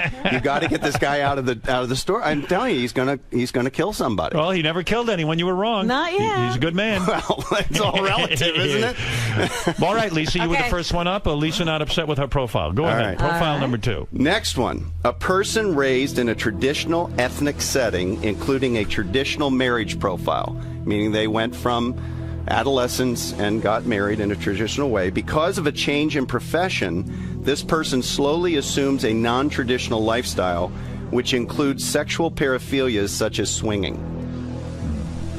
I'm thinking. Now, do you want me to explain what a paraphilia is? Yeah. Okay, a fetish is when you sexualize an object, like a shoe fetish. Right. A sexual paraphilia is any kind of sexual behavior outside the norm of oral sex and intercourse. So bestiality, it's an action, right, or an activity. Swinging. Didn't Scott once say he was a swinger or something? Yeah. But come on, it can't be him. I mean, he's pretty. He doesn't he didn't do that out of fame. Key clue is the second statement. Which is, say that again. Because of a change in profession, this person slowly assumes a non-traditional lifestyle, which includes sexual paraphilias such as swinging. It's Benji. No. All right, I'm wrong. Robin, you want to take a guess? I'm still processing the information. A change in professions. Yeah, you got a point there. That wouldn't be Benji. Who is it, Fred? Again, I've been wrong 2 times already, so why not go for a third? I'll say Sal. No. I'm going to say it's Ronnie. He said he didn't profile Ronnie. Sal. It's right. Ronnie. It's Ronnie. Right. Of course. Think about it. You're right. He did. Because, he went berserk. He tried to become you. Oh, I think he thinks he is me. Because he watches me all the time. Yeah. And then sometimes sort of unconsciously he starts doing things like that. I'm waiting for him to come in and yell at me. Ronnie disturbs you, huh? No, he doesn't disturb me. But it's what? Just that's his behavior. Say it again, what his behavior is. He went from a traditional lifestyle, Right, he traditional was a marriage limo profile, driver, he had got no fame. divorced, Right. is now dating family a man. very significantly younger people. Right. He's hanging around in strip clubs. Right. And obviously a swinger, in my opinion. Right. I think he profiles as that. Right. So he went from a traditional lifestyle to a very untraditional lifestyle, which includes sexual paraphilia. Right. Wow. Well, that's good. That's a Not good a bad guy. It's just who he is. Yeah, okay, that's who he is. So anything? You're in law enforcement. Is he qualified to be my bodyguard? Don't even start with that, because I will go off. What do you my mean? head will pop off my shoulders. Whoa. Seriously. I sit there listening every day. Go ahead. Since '85. That's a long time, right? Right. I take it very seriously when someone says, I'm going to protect someone's life. Now, you and I are dads. I have 2 children, daughter and son. You have 3 daughters. You're married. You have a wife. Right. When you're going to take responsibility for someone's security, you need to have proper training. Right. Whoever trained him ought to be shot. I don't know that he ever had Well, he says he had training, and I've watched his behavior. For example, Elliot Offen was freaking out one day years ago, and Ronnie's standing there with his hands down at his hips. Right. First rule in executive protection is you keep your hands at your heart. For 2 reasons. One is there's where your arms are strongest, and secondly, you prevent yourself from getting sucker punched. Right. So right there tells me he wasn't properly trained. Are you a trained fighter? Oh, yeah. Well, I'm a Matu Guru in Filipino Kali and a Sifu in Wing Chun Kung Fu. No shit. Well, that's how I met Wolfie. I had no idea who he was. You're a Sifu? Wolfie is into Kung Fu? Oh, I'm not a Sifu. You have a brown belt. Seafood. You have a brown belt. Yeah. Well, I was on my way to a brown. I know a 5-year-old girl who's on the way to her black house. Listen, all right, take it easy. Don't even get me started on that either. That's Ronnie, come in here and defend yourself. Oh, here we go. Dale says you are not qualified. I've got a question I can ask him to prove my point. Okay, good. Because he All right. won't get the answer. Where what is are you Ronnie? going to do Bring about him in here. Howard? Nothing. What are you talking about? I eat seafood. Howard won't do Ronnie anything tells about me it. he's qualified. Well, okay. Where is he? Where is he? He's so funny because he's standing there. They got the camera on him, right? Yeah. So I said, is he going? Is he going? Yeah, he's going in. So he starts to walk here, and then he just makes a left. And I'm like, Ronnie. And he just didn't answer me. Well, so why won't he defend himself? I think somebody just got here. I think maybe so. Let me go check. I'll get him. All right, go ahead. You think he's busy? You think he's busy? But it's weird because I know he heard me. Well, he's an angry guy.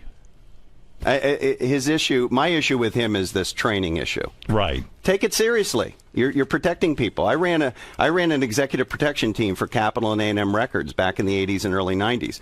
We dealt with death threats. So if a recording artist had death threats, we went and took care of that, worked with local law enforcement. I've done that. It's not like theory to me. Dale's challenging that you don't have enough training.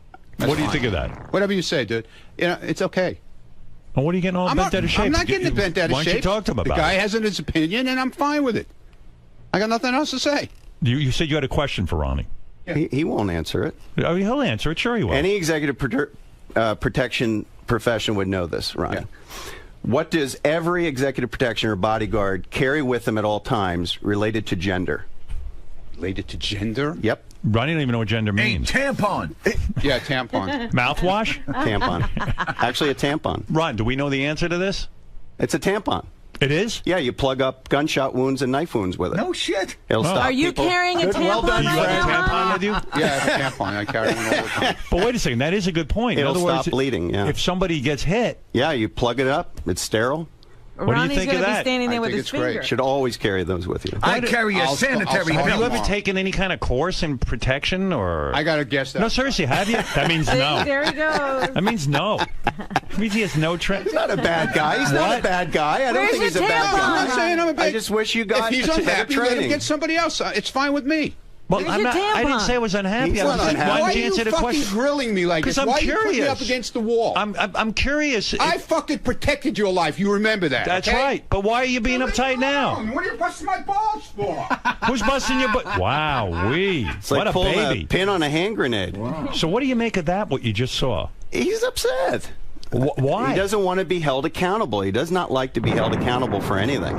Why is he so ashamed to answer your question? Not ashamed. He just doesn't feel it's beneath him, I think. That's how he profiles. But what would you? But what? You're a profiler. I'm asking you your expert opinion on what you just saw. Is he too hot-headed to be a security guy? Well, you remember the movie Roadhouse? Yeah. And Patrick Swayze's character says you don't have the temperament for the trade. Right. That's my answer. You can't be a hothead and do this kind of security work. You have to be very calm, very relaxed. You got to be able to calm people down, not aggravate them. Right. But I don't know. You know, with him, it's hard to tell what's shtick and what's real. Oh, that was. I don't think there is shtick. No, I don't think that was shtick, but it's hard to tell. So you got to be calm and you got to carry tampons. And he doesn't he doesn't do either one of those. Think about it. Think about it. He's bad at both. How of are you them. going to stop the bleeding? It's an age-old technique that's used by everyone. Yeah. And so, wow. Yep. Ready for the next one? Do you have a tampon on you now, or are you not working right now? No, I'm not working. I'm All right, go ahead. All right, give me another one. Boy, that was a good one. All right. Because of a neurotic parent, this person developed sexual paraphilias. But after this period of time in their younger years, this person sought out a flexible mate who allowed some of their deviated sexual behavior, eventually created a traditional and stable lifestyle to counter the emotional chaos of their childhood. I always wait to see me in this, but that's definitely not me. Yeah, you didn't have a neurotic parent. Well, I had neurotic. I had a neurotic parent. I probably too, but I'm saying I didn't. That could be Gary. That would be my guess. She's right. It's Gary. It is? Gary, yeah. But Gary didn't... you said the sexual thing. He seeked out a...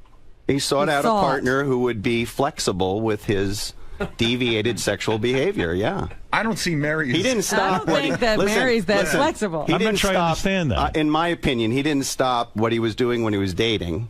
We know all those stories. Right. When he got married. This is not reality. Oh. But like, what do you consider deviant sex? Anything other than... It's not deviant. It's deviated. What is it? So what does that anything mean? outside of oral sex or intercourse is considered a paraphilia. Now, some are good and some are bad. Bestiality is bad.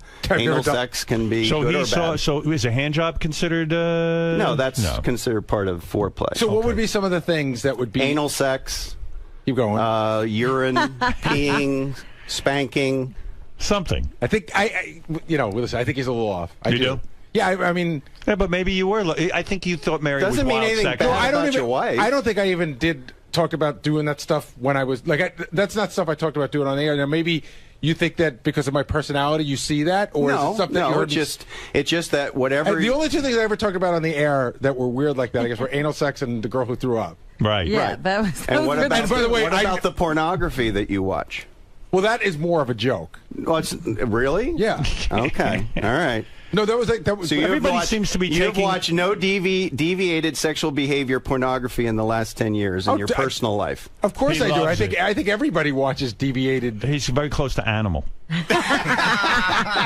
Doesn't make him a bad person. I'm just saying that I mean, he's like an animal. When you have a neurotic parent, it's going to affect your sexuality. I see. I will be upfront with him in the sense that. By the way, I admire you for not getting defensive. Ronnie got defensive. No, I'm up for talking about it. I mean, wow, when he was talking about it, I go, I think that sounds like me, but I don't know about the deviated sexual thing. But like, let's go to one more. Let's go to another one. right. Stay in here for Gary. See if you can identify the person. Go ahead. All right. So, grew up with a neurotic parent. This instability led to sexual insecurities and substance abuse.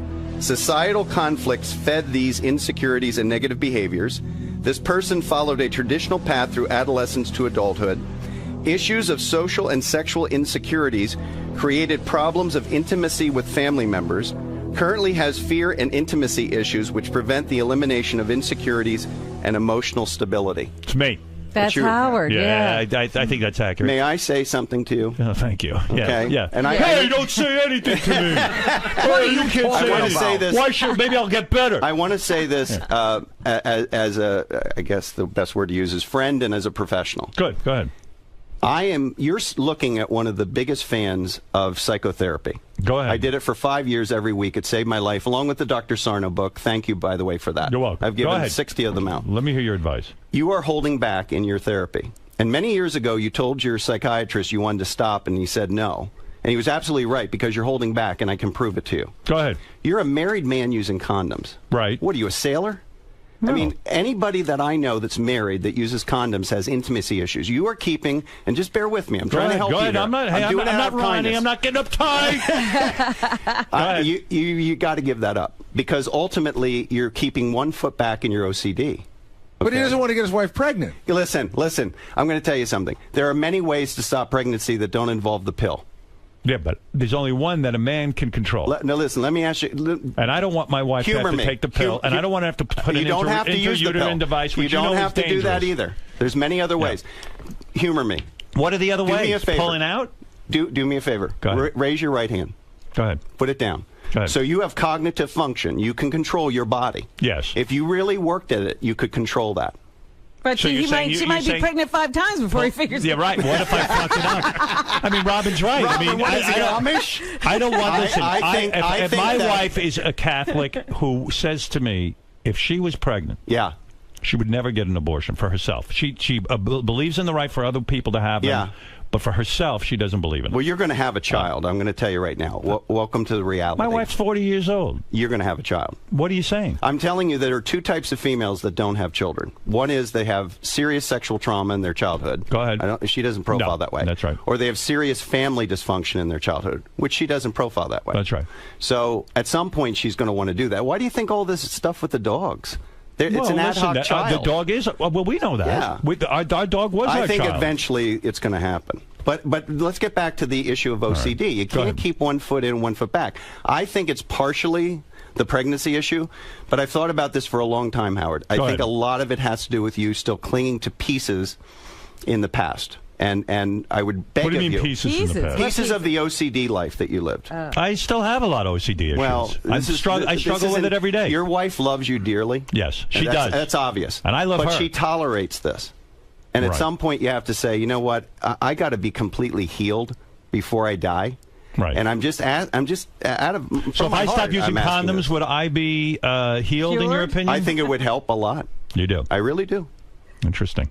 Well, do you really grab a condom every time? Not every. Listen, actually, no. See, I didn't think you could. I think it's off and on. That's right. But don't toy with that. But for the most part, I am very consistent. But in psychotherapy, you can't hold back. It's an excellent if you have but the money I'm not and holding time. Back. But how do you know I'm holding back? That shows holding back if you use it. Do you still use them? Yes, of course I do. That's our birth control. Not for married people. Gary. I used condoms when I was married because my wife was on the pill and she didn't want married. to. I mean, exactly. Freudian slip. Freudian slip. It was like a health thing. My wife got to a certain age where she didn't want to take the pill anymore. Right. So does that make? So you use condoms, right? Right. And you use them. And I would. You don't use them now. Sometimes. But what do you mean sometimes? Yeah, see. Sometimes I don't. And both of you have something in common. My dad used condoms. Both of you have something in common. Yeah, the first line for the both of us was parent. Right, yeah. That creates sexual issues and sexual intimacy issues and germ issues and all that OCD stuff. How does it? What would Dr. Sarno say to you about that condom use if he was sitting right here? He'd say you're smart. your wife and you don't want to have a kid, Robin, so why what would do you use a condom? But we don't want to. Most married couples don't use any contraception. I don't believe that's true. Well, I'm telling you right now. So most Catholic people who don't want to have not Catholic people who don't want to have kids who are married. I don't buy won't use a condom. You don't think? No. I didn't say that. I said most. If you look at the studies from the federal government.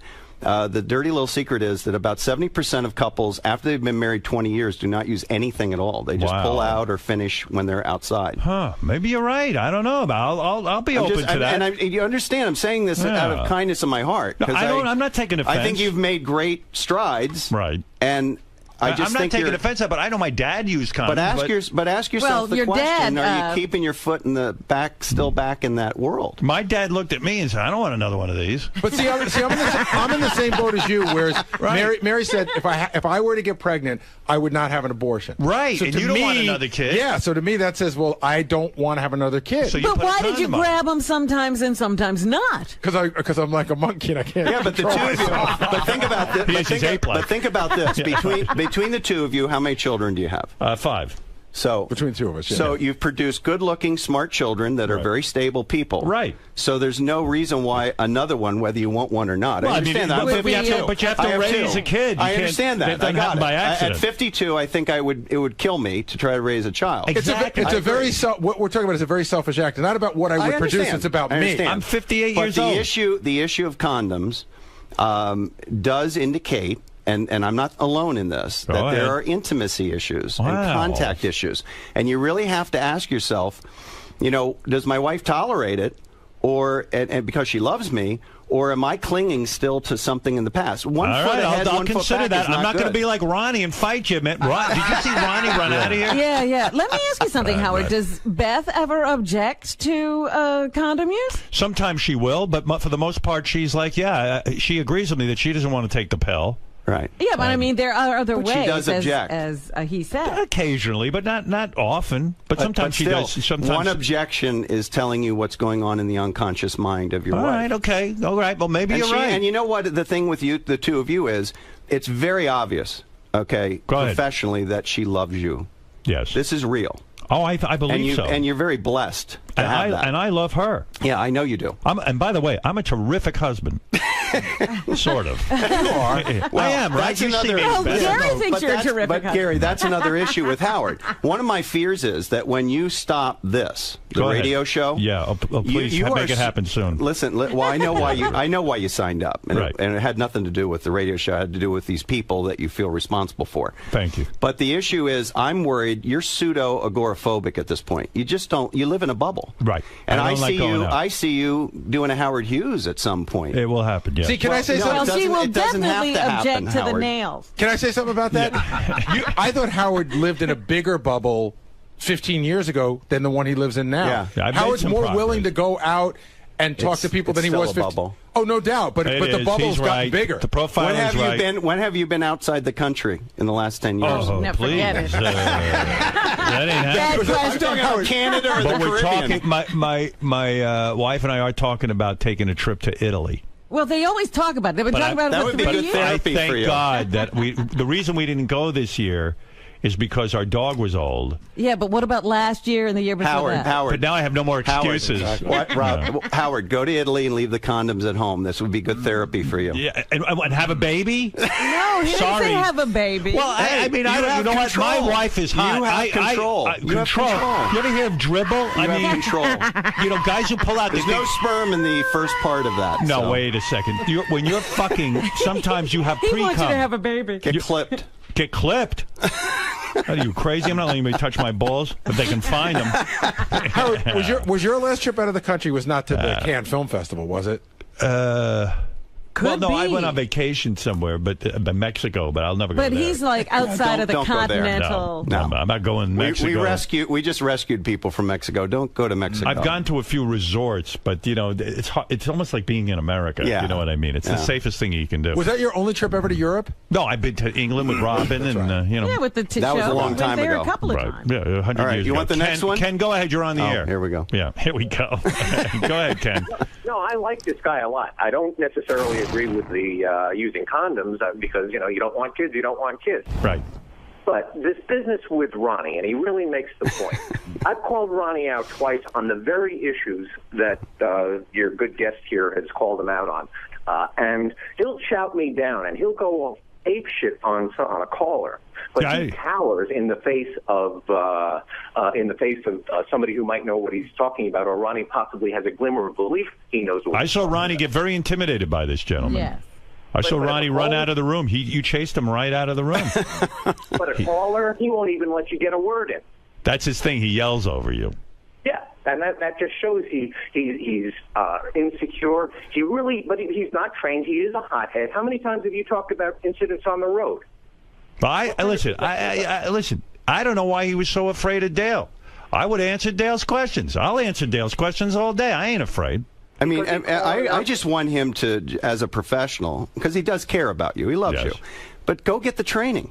Right. I mean, I was just in Brooklyn last year with my VP, Keith Instead of going to strip clubs. training air marshals in tactics. Right. And those guys were 26 years old. I'm 52. We were throwing them around the room, and they were like, we really need to know how to handle people. I mean, I do this for a living. I've done it for real. I think I'm what just you said asking was, him to Dale, get his training. I think you were absolutely on target. Say, hey, man, go in for some training courses. Why was the guy so frightened of that? I don't know. Howard, I don't even think he loves you that much as you're saying. I think he loves the life. He loves the life. No, he loves Howard. He's very loyal to him. All right, let's go to Megan. Megan, go ahead. Hi, Howard. I have a question. So I also, like the previous caller, get the condom issue. But do you make out with Beth every time you have sex? Because to me, that's a big sign of intimacy. I don't want to talk about. I don't want to talk about my reason. specific Nobody asked you sex of my specific. wife. Do you, They're very do you loving. have foreplay? They're very loving. Do we have foreplay? Yeah. Listen, we have our thing and it works. But you don't want to tell us that you have foreplay? Of course, we have foreplay. But I do find it interesting, Howard, that you will talk about sex. You'll talk about sex with Beth, but you won't talk about making out with her. Right, which is no. Of course, I make out with my wife. What are you kidding me? Well, then answer the question. What are you making a big deal about it for? So if we don't make out and we don't have foreplay, let's say we just fuck. What are you saying? There's an intimacy problem? No, absolutely not. They're missing the point. What is the point? There's 3 types of sex. There's everyday sex, there's quickies, and there's the romantic stuff that goes on for 2-3 hours. Right. So that all is relative to. So if it's all there in some sort of combination, okay. I don't think you have that issue. Are you worried? My goodness. I'm not worried about anything. I'm having a good time. Howard's having group therapy. I'm enjoying my life with my wife. I hear Fred laughing at all this. What is this? I'm not laughing about that. Sam, go ahead. You're on the air. Thank you, Megan, by the way. Sam, go ahead. You're on the air. Yeah, Howard, hi. If your wife is ovulating and you have sperm, you didn't have a baby. That's right. I don't care if you had a childhood trauma or your family doesn't like you. This guy is crazy. Don't listen to him. Well, that's what I mean, condom. I mean, I don't know. I was raised that you use a condom, but what do I know? Yeah, but your dad could have had the same intimacy issues. All right. I got 2 more. You do? Oh, yeah. All right, because I got Will told me on. 6. I didn't realize Jeff was It's up here. to you. You tell me. What do you got? You got one more good one? Give me one more good one. One more good one. Give me one more good one before we say goodbye. Let's see. One more good one. Okay. Ethnic issues and family dysfunction led this person to serious social interaction and trust issues from adolescence to early adulthood. This person eventually developed a stable, traditional family life to counter the issues from childhood. Has created an area of their life related to art to express their analytical mind and emotions. Fred. Yeah. Wow. Say it again. He was what? Because he's got a lot of. He wants anal intrusion in that. He developed a stable, traditional family life to counter the issues of instability from childhood. Ah, yeah, that's true. And then he created an area of life related to art, his music, to express his analytical mind and emotions. Good. All right. He's like a Vulcan. That's all. It's about the most stable profile I wrote. You know, Fred has turned Fred is very stable. Fred has impressed me with his life. Yeah. He has overcome a lot. Yeah. I'm like one of Jerry's kids. Well, no. Your success. You went to camp and you came out good. He overcame a lot. Mostly, when I say a lot, I refer to me and my interaction with him. He overcame that. And he overcame a tough family life. And you're right. He has a very sort of stable existence and has exemplified someone who can overcome a lot of adversity. He's created a very stable life for himself. Well, and Dale, I knew tampons were good for gunshots. That's true. Good for you. That was Came an accident. up with that right away. Anyway, Dale Yeager, you've been a fascinating guest. Thank you. I'm glad you came by today. I learned a lot about Ronnie. We learned a lot about you. And I learned a lot about me. You are an impressive guy, I have to say. You're not a bullshit artist. So are you. Thank you to Wolfie for bringing you by. Where is Wolfie? Wolfie, say a quick hello. And I know he came up Profile with you. Wolfie. Yeah, well, Wolfie. Dale Yeager's book, 3 Myths About Bullying, What Every Parent and Grandparent Should Know to Protect Their Children and Grandchildren, is available now at Amazon.com. And check out Dale's website at seraph.net. Wolfie, a good call on this guy. He seems to know what he's doing. He's very accurate, very opinionated. I thought you would love him. I liked him a lot, and he blew Ronnie right out the window. What is that? The only guy who couldn't handle it was Ronnie. The second you brought up his name, he was pouting in the back. He was not going to come in at all. He's the funniest guy, isn't he? I think it's security issues. I mean, security issues, obviously. He's worried that he doesn't do a good job, and I think the spotlight was put on him today. He couldn't handle it. Definitely. Couldn't handle it. Wow. Well, Dale, you know your stuff. Thank you. And thank you. And Wolfie, later on, I'm going to be playing a interview that Wolfie did with Chick-fil-A. Very interesting stuff about Chick-fil-A. That I'm watching this guy Huckabee on Fox News, and what a character. I mean, former governor. I wasn't pouting, by the way. What was that? Now he's back. I wasn't pouting. Oh, here we go. You ran out like a scared baby. What happened to you? Everybody's here talking to the guy. Good, You ran glad. out. You can all talk to him. It's fine. I don't have one question. You ran right out of the room. I don't have to talk to him if I don't want to talk. You're so defensive. I don't have to. I'm not defensive. The guy made a good point. He said he liked you. He said, "Hey, if I was I'm glad Ronnie, he likes me. I'm happy for him." He says you should once in a while take a training class. He doesn't know what I do. Well, he was trying to ask you, He has no idea what I do, right and I don't have to tell him what I do. Ronnie, what do you do? It's not his business. Well, what do you do? I don't do anything. Do you have a training? anything. Do you go to a training? Anything. If you're not a happy person with me, that's the main line here. I'm if happy. You're not happy but do with you me, do any training? all you have to do is say goodbye. It's easy. Okay, it's very easy. But that's not the I don't need why are you to why are you getting attacked? I don't need to explain myself to this man. He just is said nobody to me. Wait a Don't second. you understand If a that? guy walked up to me and he says, "Hey, I think you and your wife using condoms shows a lack of intimacy," I say, "Let me consider that. Let me hear what this." He's a guy. He's a well versed in this psychology stuff. I'm happy for him. So I go, okay, let me think about it. I don't think it's accurate for me. I don't think I have an intimacy issue, but maybe he's got something there. I'll consider it. So the guy says to you, "Hey, I know Ronnie's in security. I've done all of this stuff." Right. Ronnie, you know, I've offered many training classes. What type of training do you take, or do you take any? And you're like, "Fuck you! You're not happy." Fuck you. You're like, "You're not happy with me. Get rid of me." You're so defensive, dude. Why don't you just say to the guy, "Have a conversation"? Why are you so angry? What are you so angry with me about? I'm not angry. Look at you. You're blowing up here. Why are you blowing up? Because you're weird. I don't have to talk to this man. He's No one not said part you of my have life, to. and I don't want to. No one said you have to. I don't want to. I'm wondering why you're so afraid to talk to him. I don't want to talk to him. Why? I got no reason to talk to him. Do you respect or his him. credentials? But Ronnie, I have no reason to talk to him either. But Ronnie, professionals talk to each other about training. Sir, I don't have to talk to you. No, you don't have And to. I don't want to talk to you. I wasn't trying to have a conflict with you. I'm not trying to have a conflict. I just don't want to. I just don't want to talk to you. Ronnie, don't be Understand baby. Why? Wolfie, I'm not talking to you. You're being a baby. There he goes. He's going to throw the headphones No, I'm down. not throwing anything. I don't need to talk to either one of them. What does he know? Why are you what does he know about me? I mean, you don't have to talk to anybody, but why are you afraid to talk to these guys? I don't want to talk to him. Why? Okay? Can you tell me why? I just don't feel like it. Some people you do talk to and some you don't. Yeah, well, I talk Why to who I these feel two? like talking to. Why Ronnie, these two? Okay? He And can it's like help every you. time that one of these things comes up, it's you who likes to fucking put me on the burner. Me? The Yeah, guy- and you're happy to do it. The guy put me on the burner. You know Do you what? see me getting No, upset? but you're happy to do it because you know it riles me up. But what okay? about me? And you He love just doing put it. me- he just put so me I'm on the burner. If you're happy, I'm happy. But if you're not happy with me, then we got a problem. Did I say I'm? We have a real do you problem. see what you're doing? Do you see what you're doing? No, I'm not doing anything. You're trying to create something between me and you. The guy walks in. I He don't did a need profile to of everyone. talk You're to the this only guy. one I don't upset. Need to be profiled by him. You're the only one I've upset. been doing a fucking job here for 27 years, dude. I don't need him to tell me anything. No one needs any of this. It's a show. Why are you getting so upset? If I've been doing the right thing all along, I don't understand why I have to answer to him. Man, are you fucked up? Yeah, I am fucked up. You're afraid of talking to I a guy. am fucked up. You're afraid of talking to people.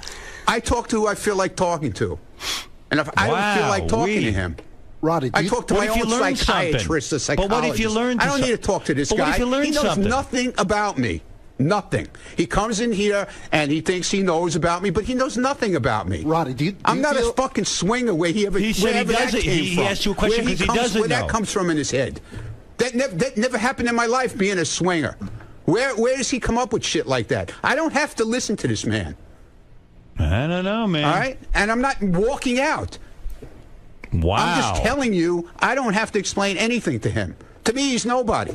He's just another person on the street. You sound awfully defensive to me, dude. Well, I'm sorry. Wow, you Maybe are you should consider defensive. getting somebody else to work with you. Why do you always go there? Now, do you why not, are do you you not want to? firing Do you yourself? want to fire yourself? Then quit. Obviously, you're not happy. You're firing yourself. If you I'm keep happy. bringing people in The to guy- try and fucking pick my head. I didn't bring this guy in for you, Ronnie. That's another fucking weird we didn't thing. know with who he you. was going to profile. you know He just what? walked in and he came That's in and he said he's a fine. profile. But He- why he's- do you have to he keep? says Why do I have one to thing- come in and defend myself if I Why don't do you keep want to? quitting your job? I'm not Do you not quitting. want to do it? I'm You not. can quit. I didn't say I quit. I never said I was unhappy with you. Then why are you hearing why that? do I have to talk to this guy? You don't have to, but why are you do so I afraid? have to defend myself? Why are you to so him? afraid? Why do I have to defend Same myself? reason we to him? all just I did. don't want to. That's my prerogative. I don't have to fucking You're talk afraid him. to talk to him. Okay, if that's Admit what it. If that's Are what you you're saying- afraid to talk to him? No. Then I why have won't no you talk to reason him? to talk to him.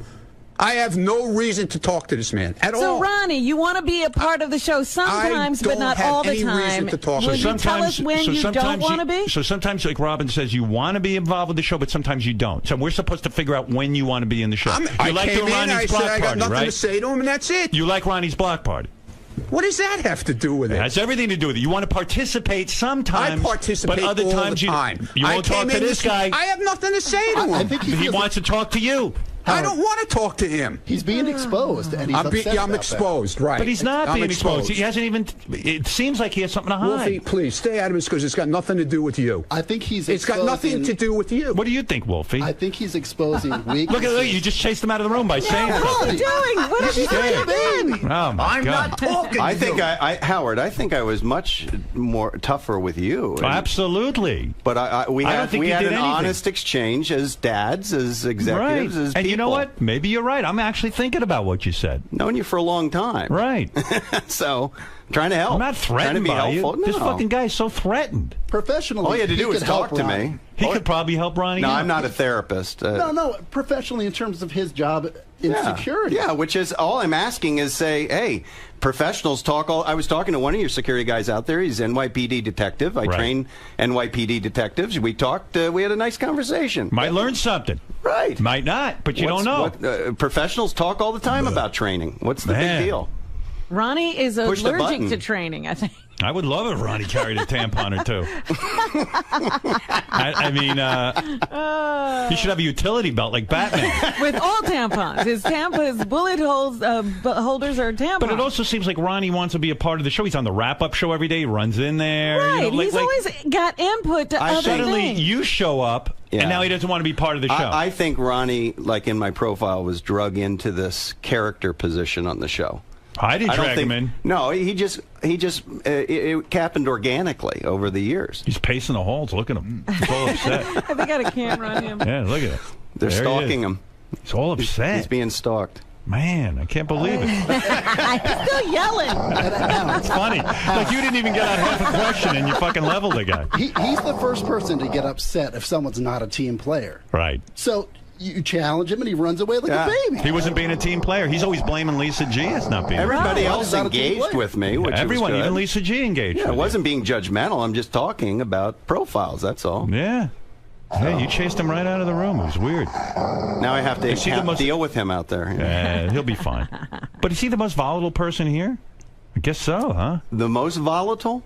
You know, but like, don't go on the wrap-up show and be part of that, and don't be on part of the block party. Yeah. Don't be part of the, and then all of a Well, he sudden certainly piles on when somebody else is getting, what they consider like a rough time. right. But he doesn't like it when it's him. Yeah. You Robin's chased him right out of the Robin's room. right. You didn't even say anything to the guy. All the volatile people were fired over the last couple of years, so you're safe.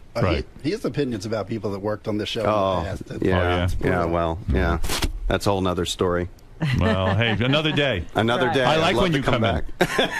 Hey, Howard, Did you know it was Tim who shit? You knew right away. Right? Howard, I got to tell you something funny. I'm on the Amtrak train yesterday coming from Philly, and he was in my car. No kidding. You're kidding. Yeah, he was all wired up, and he was in flip-flops, and I didn't get to say hi to him because, and I was hoping he wasn't using the bathroom on the train. So. I was going to have Ronnie judge the beauty pageant tomorrow, but maybe I shouldn't because he doesn't like coming in here. Yeah, he might get dragged into something he doesn't like. All right. Anyway, listen, Dale, thank you. And Thank we'll you, check out your Howard. book, 3 Myths About Bullying, What Every Parent and Grandparent Should Know to Protect Their Children and Grandchildren. It's available now at Amazon.com. Check out Dale's website at saraf.net. And Wolfie, thanks to you, and I'll get to your stuff later on. Wolfie's been checking in with lots of good stuff lately. Yes. And we'll be back right after these words. I wanted to... to get to more, but I got Jeff Ross here. I would have. I know you don't like shaking hands. So. Well, yeah, because I got intimacy. If I could put a condom on my head. Put you through the torch. I'll just wait. You've been working. I know. Good? Good, yeah. You're doing some great stuff for us. Thank you. Yeah. I appreciate the opportunity, and there's some cool stuff coming up in the next 5 weeks or so that I'm going to be doing. Now, what do you do? You guys do martial arts together? What'd you run out of the room for? What's wrong with you? He teaches my son. My son's 5. What does he teach him? Martial arts. Oh, martial arts? Yeah, I just. Well, I have a part-time martial arts club, and it's my decompression. Is that how you guys met? Yeah, his son's in our kids program. He didn't even know who I was. I had no idea. My son told me. Oh, that's funny. funny. That's not true. He goes, yeah, he's Wolfie. I go, really? Yeah, so that's how I met him. Wolfie's in good shape. He's a good guy. Thanks for having me on. I'm not interested in you. Stop taking my picture. Thank you. Go look and hide. I could give a shit. I enjoyed him, and I thought, you know, I thought it was good. There you go. Cool. Appreciate it. I don't know that that's wrong. That could be an intimacy thing. Pulling out is way crazier than whatever intimacy issue. I don't want to have another kid. I don't. I mean, I don't know how else to do it. Call it whatever you want to call it. And condoms just don't bother me. Well, they bother me. That's a problem. It doesn't seem to slow me down. Dale. Hi. Your analysis, sort of as predicted, caused a bit of controversy, especially with the man leaving my frame right now. Uh-huh. Why do you think Ronnie became so defensive?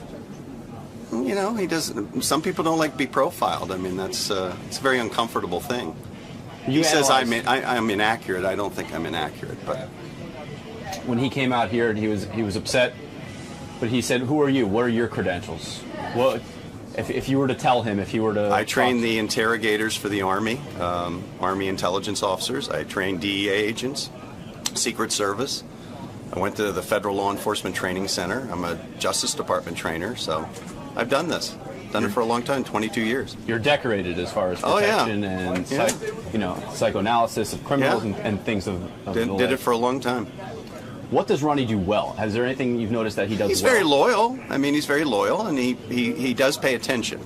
So I actually said some positive things about him, but I don't think he heard those. What are some of the other negative things he does? I know you mentioned he keeps his hands in the wrong position. The training, I know you said, is sporadic at best.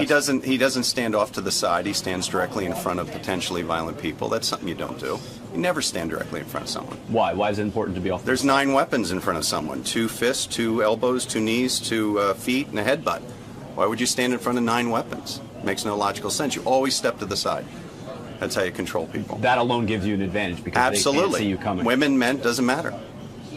Yeah. What about the psychological implications of Ronnie? If someone who gets defensive at criticism, and what does that indicate to you? He's got a bad temper. You know, he's a hothead, and that's something that he has to get under control if he's going to do security work. You have to be calm to do security work. So, you know. The other thing I was going to ask you about is with Howard. I mean, you mentioned what a fan you've been over the last close to 30 years. Yes. Was it tough to tell someone that you like and respect so much something so negative about him? Absolutely not, because I didn't say it out of a negative. I really want to help him because I do believe in psychotherapy. I've seen him benefit from it, but he's holding back. That's an indication of holding back, and I wanted to say that to him because I wanted to help him. I sincerely wanted to help him because he needs to complete that process of healing. So you're starting to sort of spur that, get into his head. I wanted him to think about it, to ask those questions. Ultimately, my job isn't to give you the answers, it's to make you ask the right questions about yourself. I have to do it to myself, too, so. Fun time today, Dale. Thank you very much. Thank you very much. Wolfie, another great discovery by you. Thanks, Good work, sir. Thanks a lot. lot. Thanks, guys. Take care, everybody. Gary, why don't you believe that this guy is correct in his analysis of you? I didn't say it was all wrong. I mean, the part about my mother is right, but I think that his perception of my sexual being is based on a lot of stuff that has been told on the air, which is mostly truth. But I didn't agree with it. But I can understand how he can come up with that idea. I can swear on the life of my children that I'm not into like any weirdness, like he was saying, like urinating and spanking. I find spanking to me, I've always thought the dumbest fucking thing in the world. And I remember when Howard would talk about this, was that Master Bill spanking video? I thought to myself, if anything, what a bore. Like, I remember watching it because Howard always talked about it, and I thought, why would I want to spank when I could be having sex? Like, to me, I find a lot of these weird sexual things are sort of putting off what you're there to do. And I find them boring. But I like him. I like this guy. I think he's really good. How would you classify yourself sexually? Adventurous, but not crazy. I think would be a great way. And when I say adventurous, I mean within my little bubble. I mean, I'm not so adventurous. I'm gonna like I wouldn't be interested in me, another guy, and a woman. I'm not that adventurous. There are boundaries.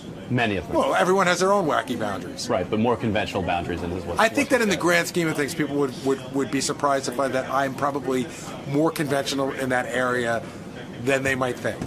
When I was young and out there doing, sure, we messed around, but I don't have any weird stories. I've never had any almost sort of, group sex or gay thing or anything like that, and just like I said, it's not as weird as people might think. But I like this guy anyway.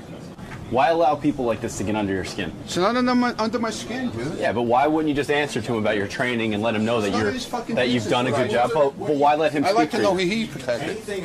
Ron, let's just clear your good name once and for all. Let's not. No, but this guy's attempting to put words in your mouth, tell you how well trained or unprepared you might be. Please, give me a break with this shit, okay? There's nothing. I got nothing to say about it. And that's the end of it. Okay? Fair enough. I want to know who this guy protected and saved lives. Whose life is saved. Are you implying that you've saved lives? Speak with words. Have you saved a life?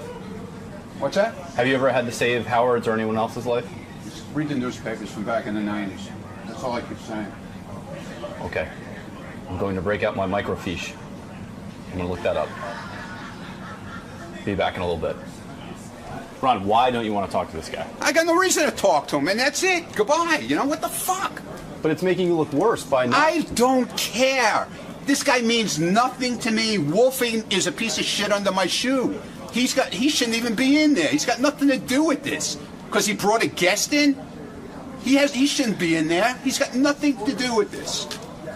But why not clear your good name? Why not... Oh, Greg, stop it with your nonsense already. Stop with the clearing my good name bullshit. All right? God, guys are fucking unbelievable. What about him makes you not want to speak to him? Because you'll speak to other people like Howard says. You pick I got and nothing choose. to say to him. Why? Why him specifically? I got nothing to say to him. What don't you like about him? Oh, God. Jesus Christ, man. Give it a rest.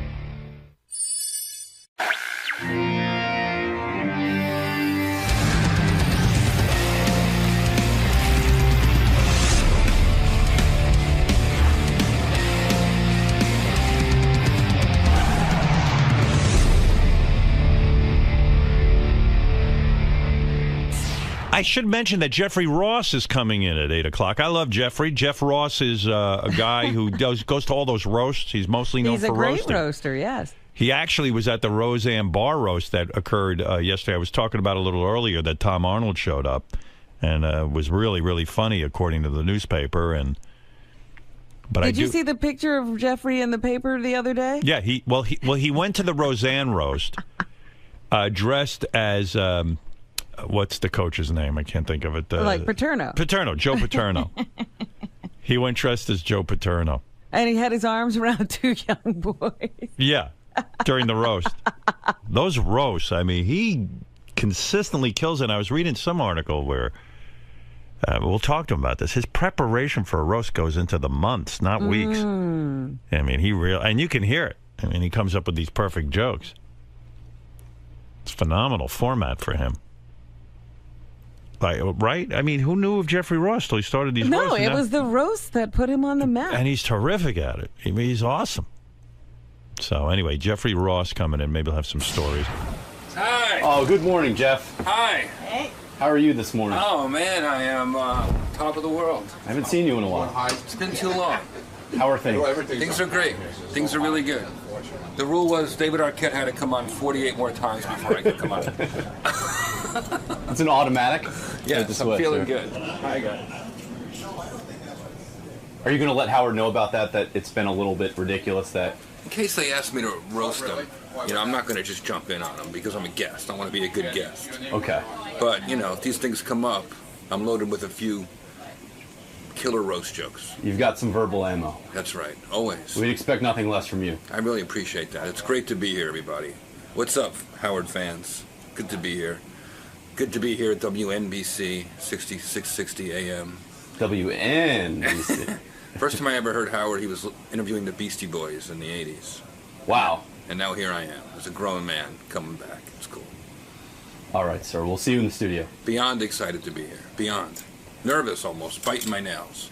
Just the exhilaration of being back in the King's lair. Well, Jeff Ross is here. He's fresh from the Roseanne roast. I played you. It happened just the other night, like 2 nights ago. Hey, Jeff. Look good. You lost a little weight since I last saw you.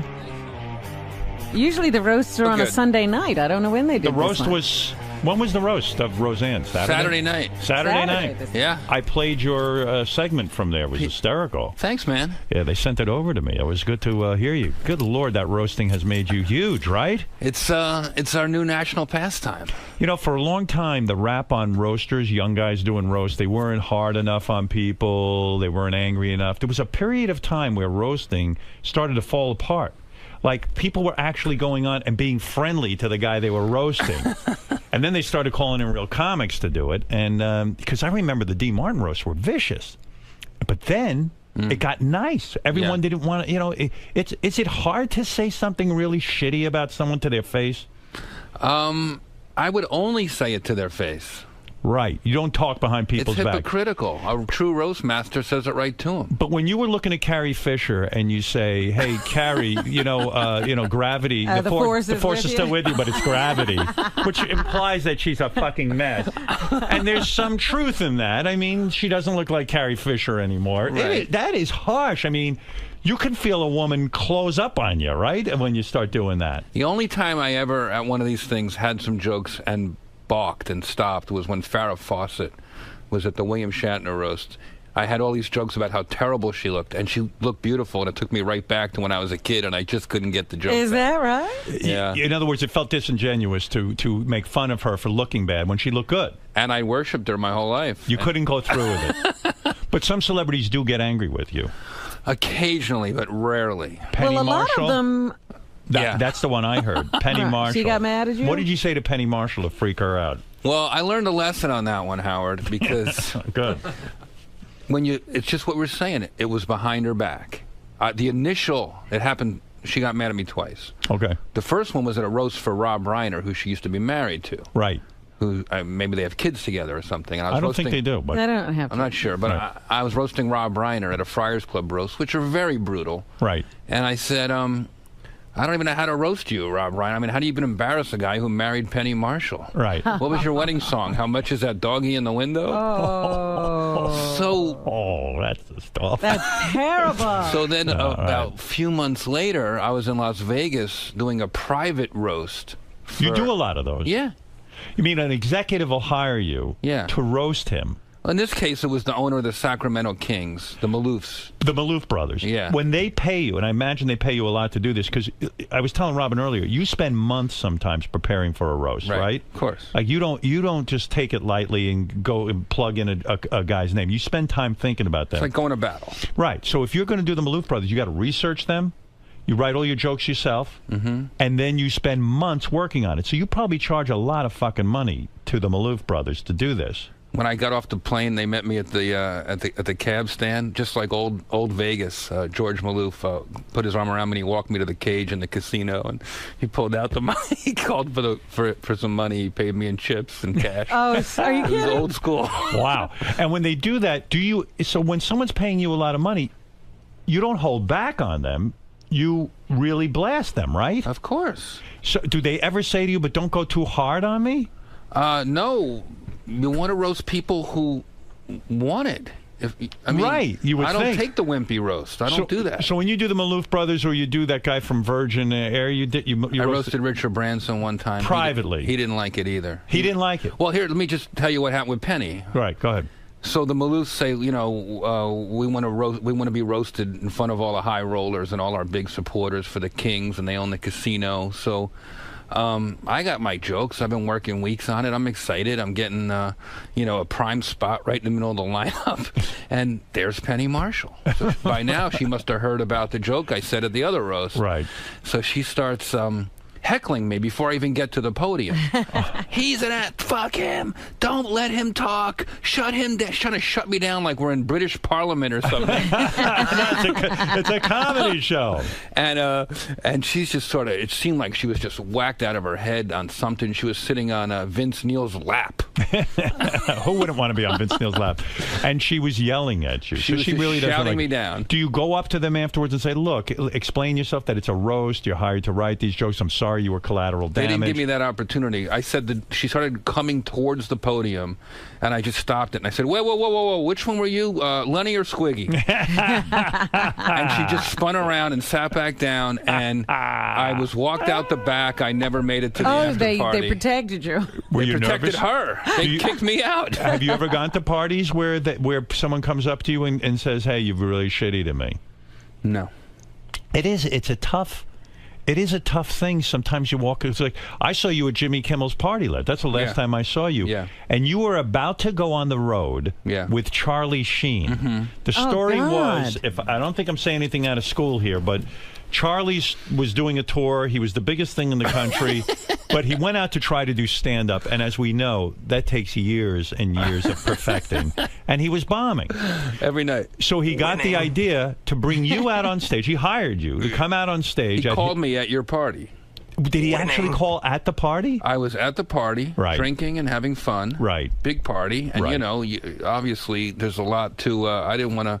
My phone rings. I had a hunch he was going to be calling. Right. And... Jeff, it's Charlie Sheen. It's very intense. It sounds like Apocalypse Now every time he calls. Right. And, it's always intense.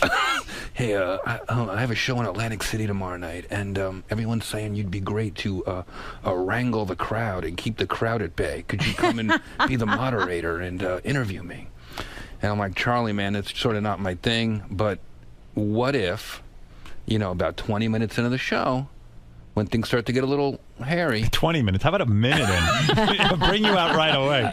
Did he actually make it 20 minutes? You're leaving him out there ways too long. Yeah. They probably brought you out like within 5 minutes, but go ahead. So I said, if I can roast you, and he's like, and I said, I got to say whatever I want. And he said, okay, done. 6 a.m. flight to Philly, and we'll pick you up. And he do you said, get what do you paid need? for that gig? Sure. Yeah. And I said, I need a hazmat suit and a podium. Yeah. So there you go to his show. Now, when you arrive, is it really no holds barred? You can say whatever you want about Charlie Sheen. Well, now it's 15 minutes before showtime. I still haven't met Charlie Sheen, and they finally summoned me up to his suite. There's like 4,000 people at the Trump Marino loading in.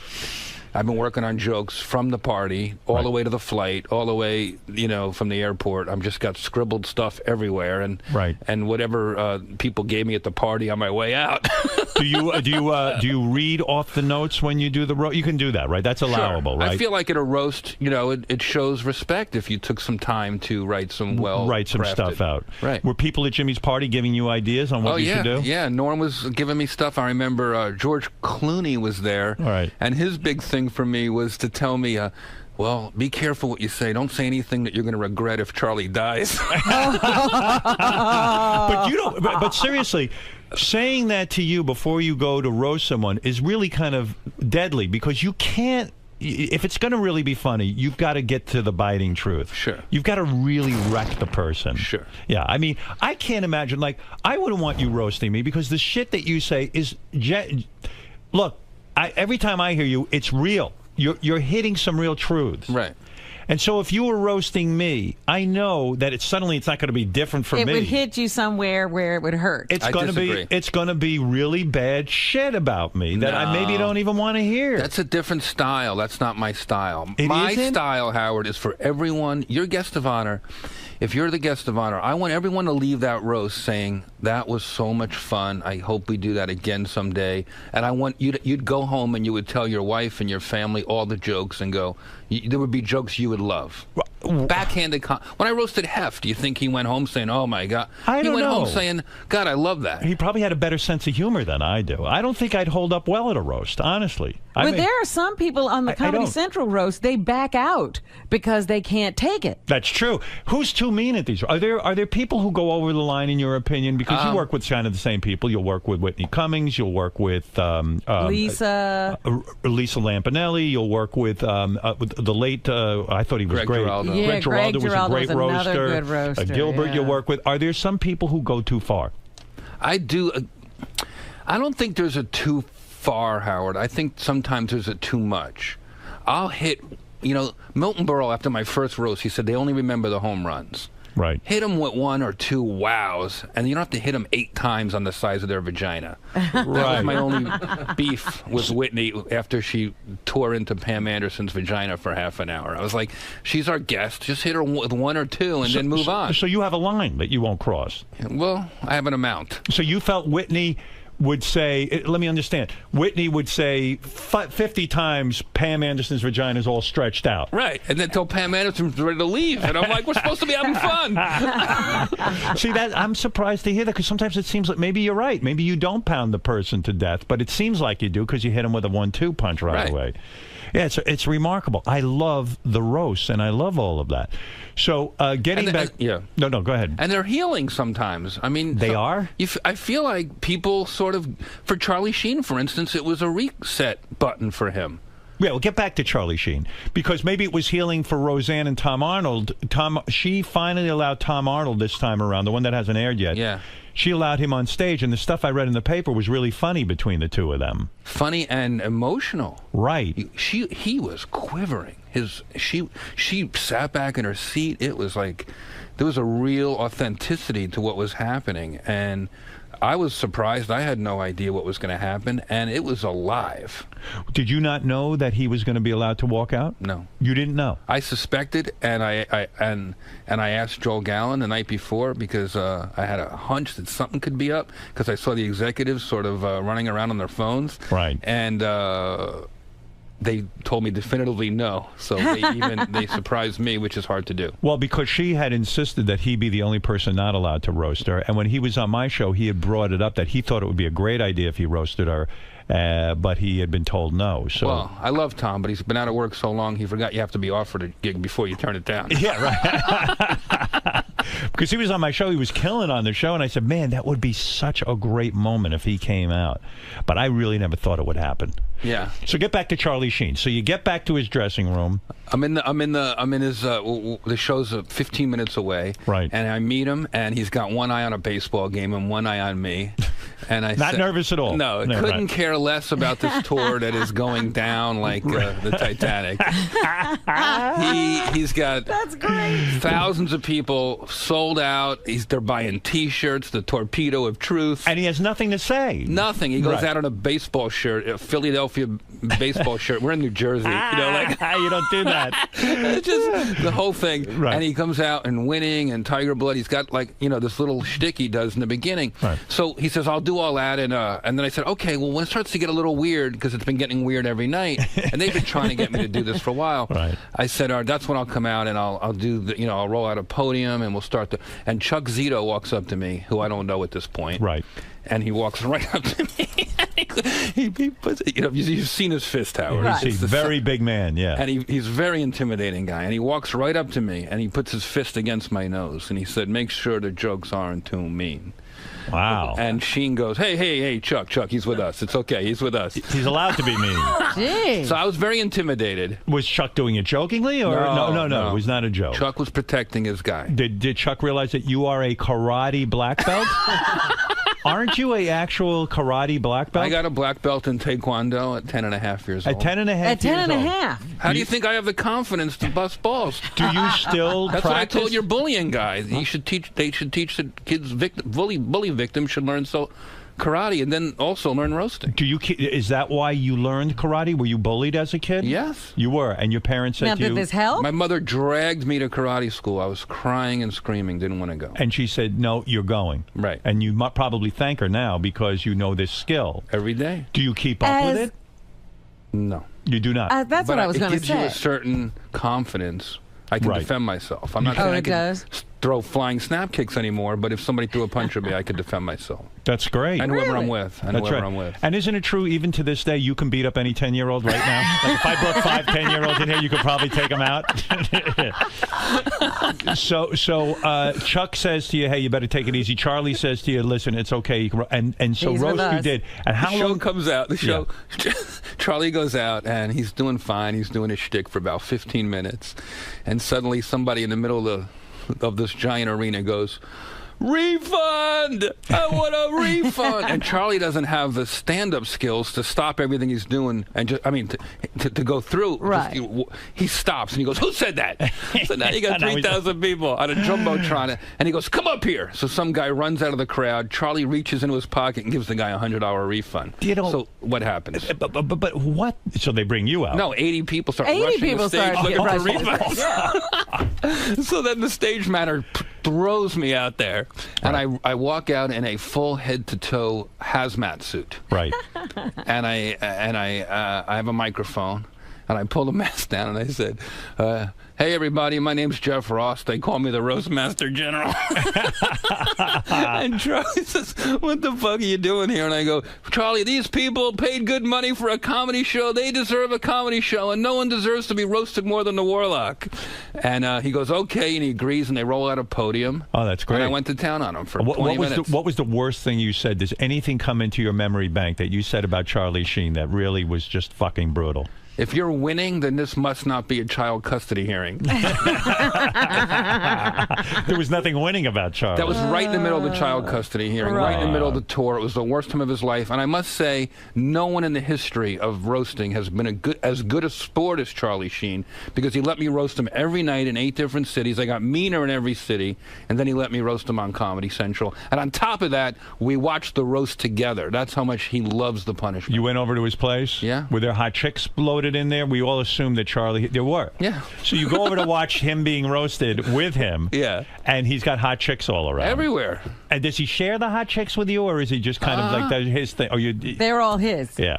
It's not that he shares or doesn't share. It's just it's sort of around. It's like, the scene. Like appetizers. Right. So you became friendly with Charlie after all of this. He puts the... harming and charming, I used to Well, and when so after you do your thing, I don't know, how long did you do your thing on stage with Charlie? Half hour? No, 15, 20 minutes. And then he goes back to his live show? Then I would stay there, and just to kill the last half hour of the show, because, you know. He had nothing to do. I would do a thing, I would speed roast. I'd say, who wants to ask Charlie a question? Some wisdom from the Warlock, just some nonsense to get through the show. And people would come lining up.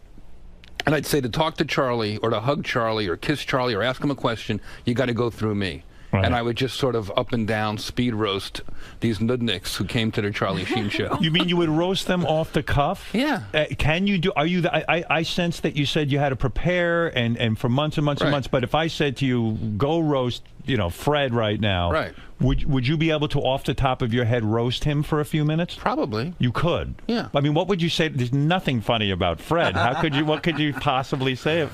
Look him in the eye and roast him right now. Let's see a good. He's sport. a nudnik who's come to the podium. Go ahead. Oh my God! Look at this, Fred. How are you? Doing fine, my friend. I loved you on To Catch a Predator. Good luck. Very good. He's a scary-looking guy. I don't want to make fun of him. He looks like he would have somebody killed. Yeah, right. No, you're doing good over there, Fred. How did you know he was on To Catch a Predator? I didn't even know you knew that about him. That's awesome. It's I have a whole stand-up special where I speed roast people one after the other from every city. Yeah. Well, now has that aired? It airs on Saturday. This Saturday, Yeah. It's a stand-up special where you'll knock on a celebrity's door, for example, and roast them? No. That's not this. I'm on stage in any city. I did 8 cities. Right. And I do some jokes about that city, and then I invite anyone who wants to come on stage for 15 seconds of pain. And I did 8 cities, and it's all cut together. Oh, Jeff that's Ross great. Roasts America. Is that on Comedy Central? Saturday night at 11. Beautiful. I'll watch that. Thanks, man. I mean, when you look at a guy like me, I'm almost unroastable because, A, I'm handsome as hell. Sure. B, the women love me.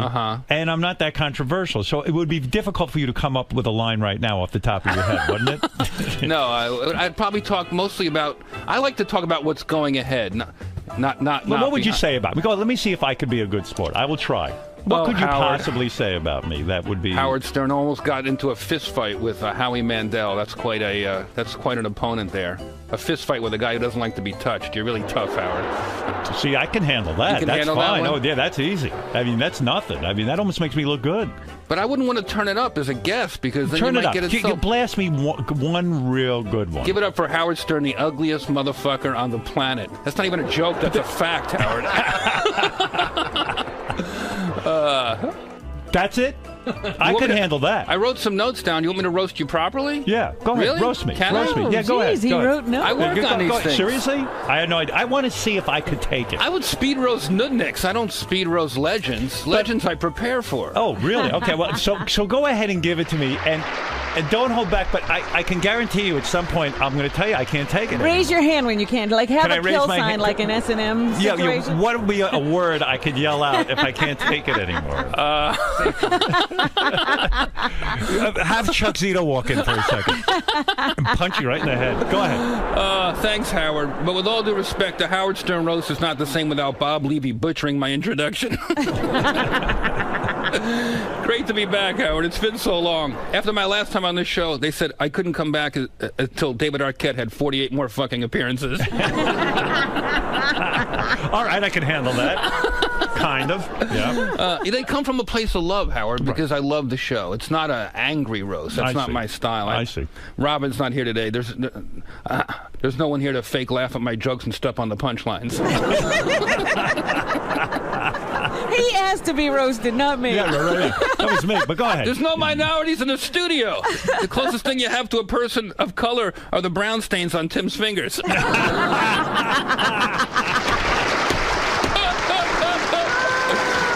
That shit skate story was so gross. Who thought Sabian would cause more body fluids to fly than the Sibian?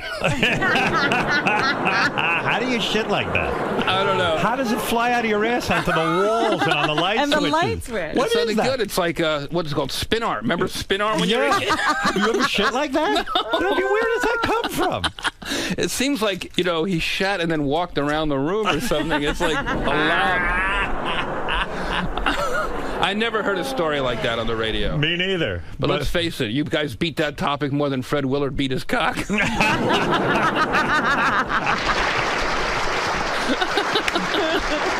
What was that?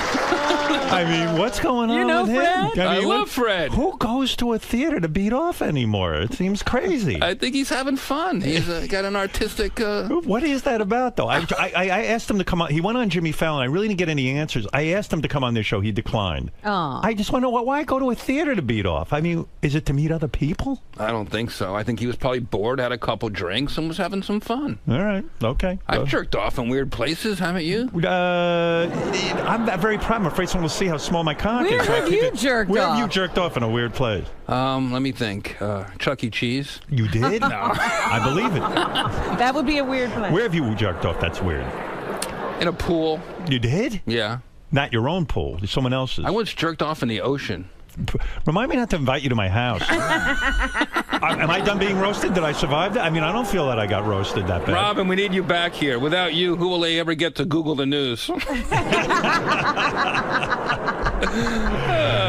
Even in Robin's absence, we still get all those great Robin songs. Everyone wants to fuck Robin. The only people who want to fuck Howard are those serious executives. See, I like that. Those execs are crazy to mess with you, Howard. Where else are they going to find someone willing to work 4 hours a day, 3 days a week? When you cut back, Howard, on your schedule, do you even think about who you were hurting? With so many shows, there's barely enough new material for Jay Leno to steal. Now, you're friendly with Jay Leno, right? No. Oh, you're not? I mean, I'm friendly when I see him, but I haven't been on a show since '96. Is that true? Yeah. Why not? Well, I mean, your career is bigger than ever. You've really proven to be a great comic. Why the fuck are you not on the I wrote Tonight them Show? a note. I wrote the bookers a note early on when they took over the primetime show. Right. They were looking for comics to do panel and stuff, and I threw my hat in the ring. They were interested, and I said, I want to play in the. I wrote Ross Marks, the booker, an email. I said, I want to play in the big leagues, and he wrote me back, get a bigger bat. Wow. So I just he stopped. roasted you. Yeah. Yeah, I don't know what that's all about. You know, I would even think in terms of like with the roast and the attention you're getting that even if Jay just had you on to do 5 minutes, and then you just fucking blasted him. You know, I would think that would be a great segment, no? Yeah. You know, to be honest with you, I have my pals in late night now, and it's okay. Who are your pals in late night? I love the Jimmy Kimmel. I'm going to be on next week. Jimmy adores you. Yeah, he's been a good pal for a long time, and always in my corner. Right. And on my team, whatever I do when things are up or down, and that's a real friend. So, to me, that's enough. Yeah, and I was actually surprised you were even allowed into the party at the big party. Jimmy invited him? Jimmy invited. I said, boy, Jeff's really, you never know. You never know. No, I was actually glad to see you there.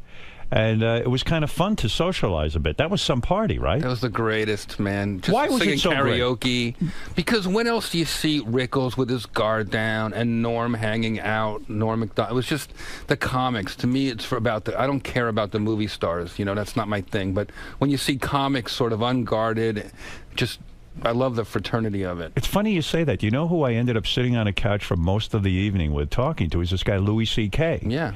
And he seems like a very genuine guy to me. Are you friendly with him? We started out together. I consider him a friend. And I had a great conversation with him. Maybe you're right. And Norm, too. Norm's another great guy. What did he say to you? Did you remember what he said did he give you advice about Charlie Sheen? You said, what was his advice? Who? Norm Macdonald, the night that we were at the party. I remember him just started pitching me jokes. I can't remember what they were. Were they good? I don't remember them being stuff I used, but just having Norm sort of engage in what I'm doing is the best. And I just started making fun of his jacket. Were you nervous going on the Charlie Sheen thing at all?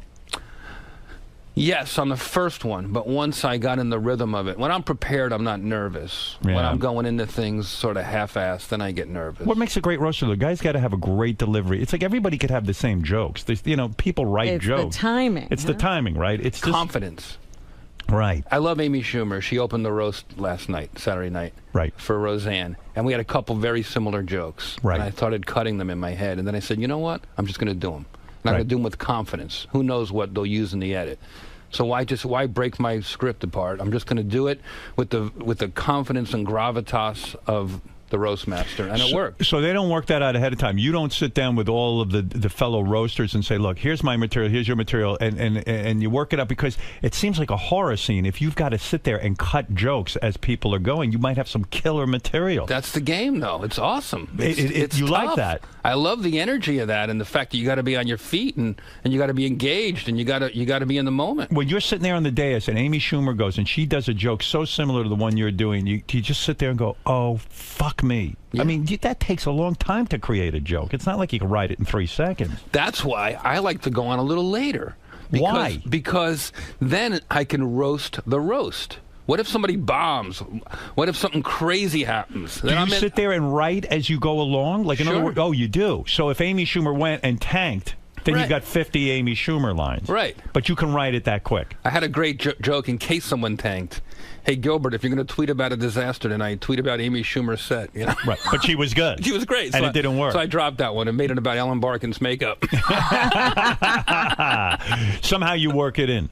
How long do you go on for, like 3 to 5 minutes? I went on for about 8 minutes. 8 minutes? There was a lot to work with there. Do they cut that down, or they just run the whole 8 minutes? I think they'll run most of it because it was pretty fun. And I mean, the segment I ran this morning, maybe I should run it now. You know, I was dressed as Joe Paterno. Yeah, we talked about that. Now, that seemed pretty controversial, that you would show up dressed as Joe Paterno.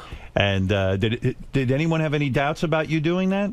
I did. I struggled with it for a while. But why did you struggle? Because you thought maybe too soon? No, not too soon, but I don't want it to be misconstrued as glorifying those guys. I wanted everyone to understand that it's my way of expressing my freedom of speech. A lot of comics have been apologizing and second-guessing their imaginations lately. Right. And that troubled me. And Roseanne represents unapologetic comedy. Right. So I thought it would tie together in a way that could be funny and also impactful. You know, Who knew it was that deep? Right. Who knew? I just said, but you're right. I remember going on Letterman and making an OJ joke. It was right as soon as this murder occurred, double homicide occurred, and I went right on that night and I did a OJ thing. And Letterman came down pretty hard on me. He said, you shouldn't make fun of a double homicide. And I was like, oh, fuck, great. I mean, I just got chastised on television. And yet 3 nights later, everyone started it, including Letterman, with the OJ jokes. Right. And so I still feel glad that I did it because it was history proved me right. You know, you asked me if I write my own material very early on. Yep. I write it, but I also, at this point, because of my reputation, everywhere I go, people offer me ideas now. Right. The cab driver will give me a joke, and then Sarah Silverman will give me a joke. And you start to get ideas and influences, and I feel like I'm roasting Roseanne vicariously for all the fans and comics. So Sarah hears that you're going to be on the Roseanne roast, and she's known to do roasts too, but she, I guess, didn't want to do this one or didn't get asked to do this one. She didn't particularly like him. I don't know about that. Does she not? No, she talked about it with us. She did? She said I think she she loves them as a fan, but Right. I think, you know, being up there isn't really something she looks forward to. Right. So she calls you up and says, No, hey, we had lunch, and, we'll just start bullshitting about the roast. right. And then she says something great. Yeah. And then do you have to ask permission? Do you say, hey, can I use that? No, she's saying it so I use it, hoping I use it. Wow. And she doesn't have that possessive thing like, I want to save this for myself. No, she's waiting and watching the roast, waiting to hear her joke so she can tell her friends, and she's very, very supportive like that. When you did Dancing with the Stars, you were voted out the first guy out. What did that say to you? It's a popularity contest. Is it that a lot of people in America didn't know you, or were you just a really shitty dancer? How dare you? Were you awful at dancing? I happen to think I'm a good dancer. So what happened? What went wrong I got there? hurt. You got injured. Yeah. How did you hurt yourself? You're dancing. You were practicing, and your dance partner, Edita, who What did she do has to you? some body, right? The most beautiful woman. Did you hit on her at all? She's married. Oh, she is. But did you hit on her at all? You did. Couldn't get anywhere. We loved each other, but in a way that was obviously, Is it erotic when you? It couldn't be realized. When you're in a rehearsal with a woman that hot, I mean, she's hot, Edita. I know who you're talking about. Inside and out, wonderful person. Okay. When you're dancing with, and they're scantily clad, and you're wearing a pair of sweatpants. No, you're wearing and tight pants and. Do you get a boner at all practicing with her? Not the practicing, because you're trying to remember your moves. The warming up, the stretching. If she stretches, she did one move with me, boy. She would. We would stretch, and I don't know if you do yoga, but when you. Right. You do this thing where you grab someone's ankles. Right. Go up like this. So now I'm looking up like this. Right. And it was just. And she's on her back on the floor. And you're doing these kind of stretches, or she'd warm up and she'd change in front of me. You're together everywhere for 2 months warming up. And you pop a boner. You definitely get excited. Yeah. And do you apologize? Do you say to her, "Look, I'm so"? I mean, what do you do in that situation? I would just ignore it. I would just play through it. But she sees it. Walk it off. I mean, I'm assuming she sees it, right? I think she probably, in some way, loves it. Right. She wants to know that her stuff is working. No, it's working all right. No, she's super hot. So you were practicing with her, and I guess one of her fingernails got in your eye? She, we did the same routine for months. We're working it out. If I go on the road, she came with me. Wow. I lost a lot of weight. And, my thinking was all the great roast masters before me, they were full entertainers. They could sing and dance. And, I wanted to sort of pay tribute to that. So I was like, all right, I'm going to try to learn something new. Okay. And I got the routine down. We were doing play that funky music. Right. And it was so exciting. Live TV. I'm in my trailer. It's a few hours from showtime. Chris Rock calls and he says, I'm watching with my daughters. Let me give you some advice. And he said, fuck the dancing and write some jokes. He always knows what to say to make you feel confident, doesn't he? So we go to camera blocking. The live show's a few hours away. And while I'm in makeup, Edita goes and gets her nails done. Polish woman, long, beautiful fingernails. And the last move, Howard, is me down here. I go, bam, on the very last move. As my hands come out, her hands come out over my head, and her fingernail catches your eye. Catches my eye, and I had what's it called? A cornea, sliced. A sliced cornea. And I go down on the ground, and I'm laying on the ground like wiggling around, and everyone's laughing because they all think I'm hamming it up or playing around. Wow. And 15 minutes goes by, and I'm not opening the eye. Oh. And now I go to the ambulance. And maybe she wasn't loving the stretching. Maybe it was a payback for the boner. But go ahead. Yeah, you go to the ambulance. And I go to the hospital, and then I go to a specialist, and he basically says, you can't dance. You have to. And now I'm like, this is I've been working months on this. Yeah. And word starts to get out and stuff like that because people saw an ambulance come out of Dancing with the Stars already, just an audience lining up and stuff. Yeah. And I started why getting couldn't calls. you dance? Because your eye was so injured that you could have risked further injury? I guess when you rip your cornea like that, you can't move your eye around. You can't, You're the moving. light. I could sit in here, but I could. The lights, the cameras, it's just so painful. So I had to wear a eye patch. Yeah. And I said, if I can walk, I can dance. I told editor. Right. And I said, the show must go on. And the producer, Conrad, said, the show's going on, just without you. What are you talking about? What do you mean the show must go on? We weren't stopping it, narcissist. And actually, Kimmel said, dance, you'll be a hero. Right. Like a schmuck. I'm like, all right. You let Kimmel give you advice? Right. Dancing, no less. Dancing advice. And that's what happened. I went out and I danced poorly. Right. People started sending money. Are you saying in rehearsal you really were a lot better? I'm still a good dancer. Why don't I love to dance more than anything. Why don't they bring you back? Yeah, that would have been a good idea. Why don't they give you? In fairness, isn't there some new superstar season coming up where they're pulling in the best dancers from each series? You should get a chance at doing that. I am your advocate right now. Thank you very much. Absolutely. Howard. The last time you said something like that about me, it worked out too. Every time you plug something what was good that? happens for me. This was years ago. I told a story about roasting. I don't remember which one. And you said, you should write a book about roasting. Yeah, and you did. And a month later, I had a deal. Yeah, how'd that book do? Well, it did well, right? Yeah. I mean, yeah, it was. You've taught people how to roast, haven't you? You on the Bachelor. I remember seeing you. He was on The Bachelor? He taught the Bachelorettes or the Bachelors to roast, right? Roasting isn't about celebrities all the time. It's also about roasting your friends and colleagues and coworkers. And I'll tell you what. That's what my show's about. If you won't put Jeff back on Dancing with the Stars, you should at least let him bang editor. She should have at least offered after she took out your cornea. Are they in charge of that? I danced so poorly, people thought it was a telethon. They sent money. Who's this guy? Let's go to a couple of calls. Let's remind you not to miss Jeff Ross's stand-up special, Jeff Ross Roasts America. That's the one where you'll bring people up on stage and you'll just let them have it. Right. It's brutal. It's brutal. Yeah. Good. I didn't like do that. it to you because it's just not right to do it to friends. It works for strangers. Do it to me. No, it's like, It doesn't work. It's got to be if I with know strangers. The person, it's got a layer to it. When you roasted Donald Trump, in other words, it worked because you don't know him? No, because that one I prepare for, and it's like a written roast.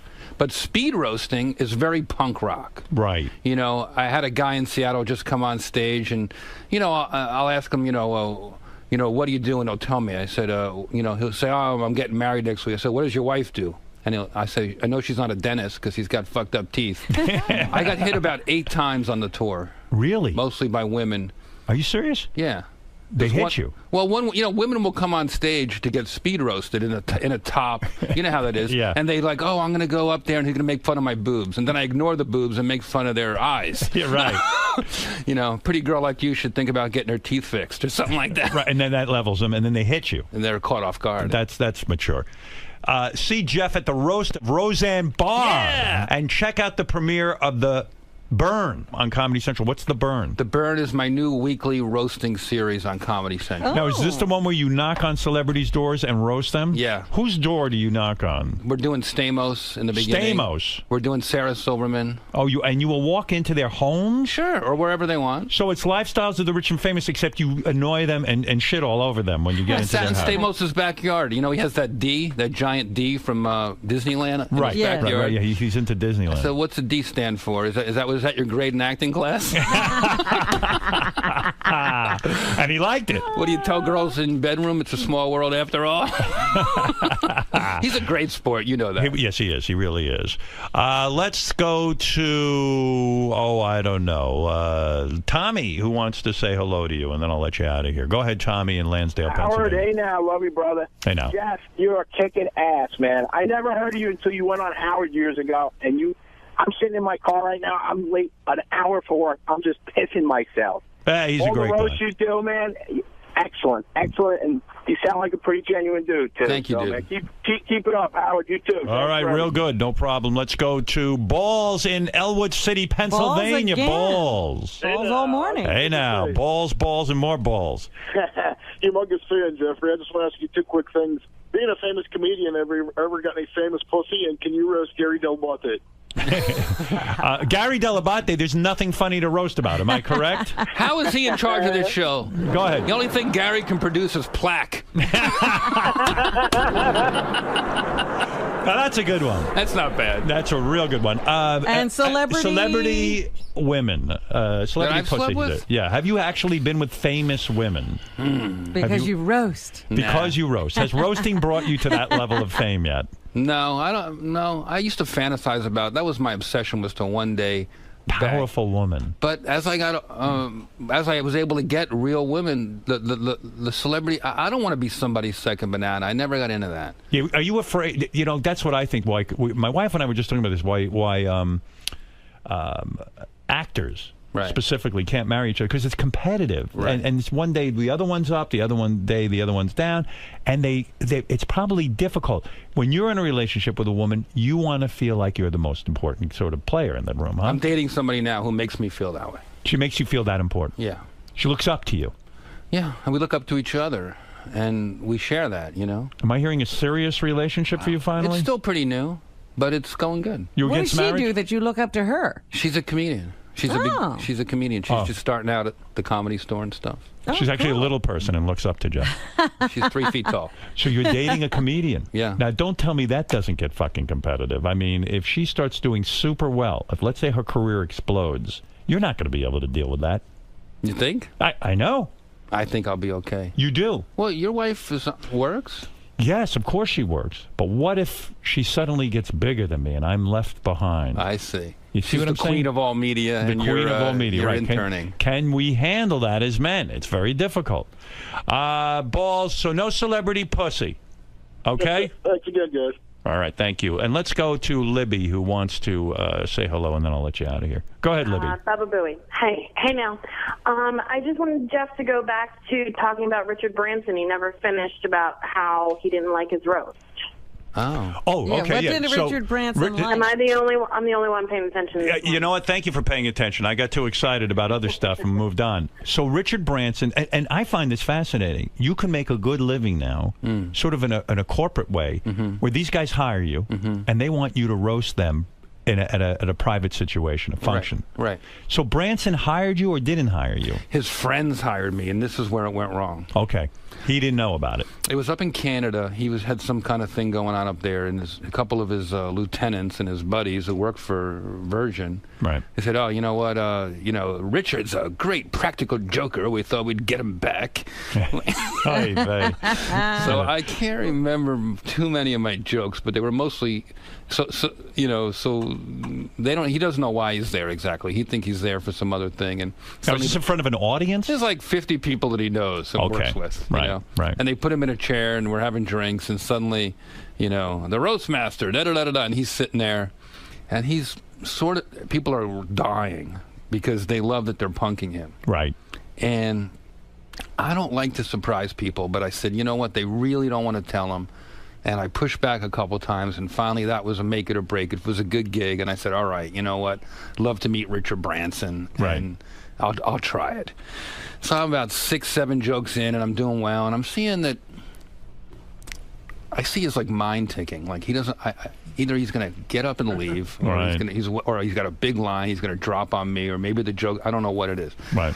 I get all through the roast, and I get on a roll, and I'm killing, and finally, like, he's just a good sport. He's just laughing, and he's enjoying it, and he just sort of, it's like getting molested. After a while, you just sit back and let it happen.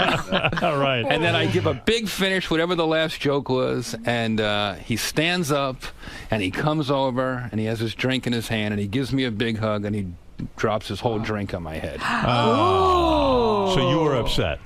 it's just, I kind of shrugged it off with a laugh, but I go, this is not the business I want to be in. This is right. Roasting is... Well, roasting is hard work, number one, and it shows that the guy didn't have a good sense of humor, and now all of a sudden he's sort of physically attacking you over it because he doesn't know how to humiliate you any other way. Right. And now he's pouring a drink on your head. And maybe he thought he was being funny, but the truth is he couldn't take it. Right. Powerful people do not like to get caught off guard. But you make a good point. Yeah, you don't want to go in there if this guy doesn't want you there. Right. If he can't handle it, then fuck it. Why should you be humiliated? So you never spoke to him afterwards and you said, hey, that was bullshit? You just went over the line, man? You didn't have to do that to me. I tried to be a good sport because I realized that I broke one of my rules of roasting, which is not to sneak up on people. Right. You learned your lesson. I just roasted my Uncle Murray for his 90th birthday, and he begged me. He was so happy. Right. When somebody's up for it, there's no greater party. It's an honor, I guess, right? Yeah. So, and I imagine you get paid a lot of money for these private gigs, make more than $100 or something, like something crazy, right? It's a good way to do a gig without having to, go on the road and promote it for a week, and You're not just kidding. show up and bust somebody's balls. Did you know when you got on the first? What was the first Comedy Central roast you ever did? I did them I did it at the Friars before that. And then you got your reputation. They asked you to go to Comedy Central. No, I pushed Comedy Central and Drew Carey and the Friars Club into doing the first one. It was my idea. And once you got on, it became your thing. When you got into comedy, did you think roasting was going to be? Didn't even know what it was. You didn't know. No, I always have to. When they first asked me to do it, it was like saying jousting, or it was like a lost art. And were you like at first, hey, I don't even know that I want to do this. That's not what I do. Yeah, I got a lot of shit from I was in the alternative comedy scene downtown in New York, where we would just tell stories without a microphone, and it was like the mid-'90s. Right. And I loved that. But then I got asked to do a roast, and it was a tough time. It was after the blackface incident with Whoopi Goldberg, and so they had trouble getting bigger stars that year. Right. And they thought I'd be good at it. And Greg Fitzsimmons had gotten me into the Friars Club. Right. And I said, wow, this is interesting. This is the ultimate alternative comedy. I'm going to put a suit on and go bust Teddy Youngman's balls. And I met Milton Berle and Buddy Hackett. And so who was the first roast that you Steven did? Seagal. Steven Seagal. Oh, my God, that's fantastic. Humorless. Didn't know. Probably didn't even get half the jokes, right? Did not get the jokes. I'll never forget it. There's 1,500 people, at that Hilton where, you're always up in the balcony, Howard, lurking in the back. Right. There's all these people there, and Steven Seagal's there, and I don't know anybody. I got my one good suit on from the Letterman show left over, Right. And Milton Berle introduced me. He gave me this terrible introduction. He just came back from a convention of lesbians with dildo rash. Just some generic bullshit joke. Right. Didn't know you from a hole in the wall. And I come out in my suit. I got three of them. Yeah, go ahead. You come out in your suit. Steven Seagal sitting there, and I look out at the crowd, and I said, I realize I look at Seagal and I go, I realize a lot of you don't know me here today, but I feel uniquely qualified to be here today because I'm also a shitty actor. And I just start tearing into Seagal, and every 3 jokes I get poked in the ribs from this side by Milton Berle. And the only other person to ever do that to me when I was speaking was my cantor during my Haftorah. He would do that to keep me from being nervous. He would just sort of remind me that, I don't know why. So Berle just keeps poking me. Every time I get an applause break, and Berle had these long, sharp nails. And he's just disrupting me. He's just fucking with me. Why is he doing well?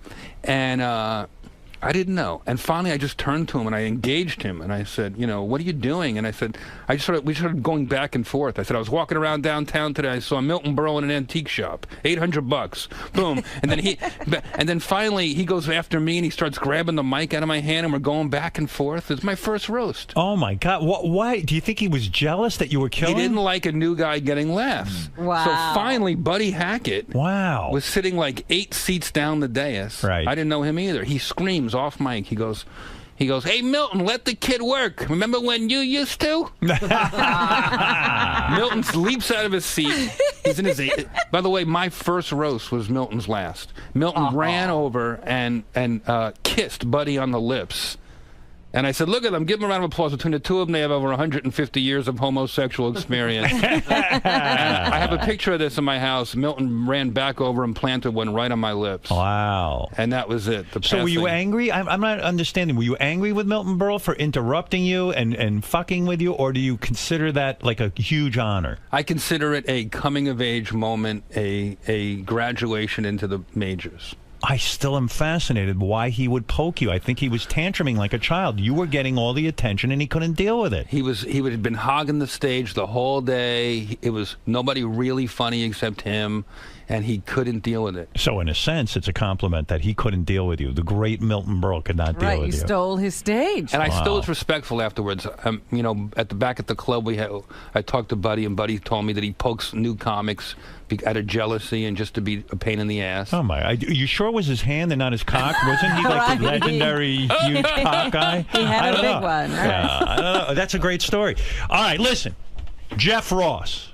He came in here and he entertained you. Now, quid pro quo. You have to watch all of his specials. Lots going on. Everything coming up roses for Jeff Ross. Howard, one closing roast joke about Please, you. Go ahead, yes. One to close I can't even imagine what you could say because I'm He's leaving through a bunch of notes. There's nothing funny about me. Go ahead. But in all seriousness, Howard, as you know, I'm starting my own show in a couple weeks, and I want you to know that as a host, you are my inspiration, Howard Stern. Thank you. In order to be a success, I will try my best to mimic everything you have ever done in your magnificent career. Thank you. I've already told my executives to defecate on the walls, my writers to stroll in late, right. My co-stars to work from home, right. And I'll keep showing up to work even though my contract says I'm owed a ton of money. That's right. Thank you very much, Howard. Jeffrey, thank you. Jeff Ross, everybody. Great Jeff Ross. We'll be back right after these words. That drives me crazy with Milton Berle. That's such a tantrum. Forget it. He was unbelievable. He eventually stopped doing the roast. That was his last one. But we became pals after that. You know, I worked with him a bunch of times. I did interviews, and he agreed graciously. I had a talk show on E! Before I had like my regular radio show. It was an interview show. So Milton Berle is insisting I come back and see him before I interview him. And I said to them at E! I said, look, I don't do that. Like, I think it's much better to sort of like get on there and spontaneous. If he has something he wants to talk to me about, let's do it on the air, whatever it is. Because he might have said to me, don't bring up my cock, don't do that, you know, and I would have been like, fuck, you know, because like whatever, you know, these are the things I wanted to bring up. So I'm resisting. He says, look, I'm not coming out till you come and see me. So, you know, it's like we're pissing contest. I go back to see him. And he was the one who started in with me. He says, listen, I'm going to go out there and say this, then you're going to say this. And you say, Uncle Milton, you were on Beverly Hills 90210. How is it that they're not giving you an Emmy? Then I'll say, no, don't bring it up. Then you'll say, you should get an Emmy, Uncle Milty. And then I'll say, no, I'm embarrassed for you to bring it up. Then what you say is you give out the phone number for the Emmys, and then you tell your fans. And I was just like, oh my God, here's a guy who's had a huge career. He still fucking cared. He was 80 fucking years old. And he still cared about getting this goddamn Emmy. Wow. You know, it was crazy. He loved the attention. He loved it. He couldn't bear that you were doing well. He couldn't bear to be irrelevant. Right. The last time I ever saw him, he was in a wheelchair.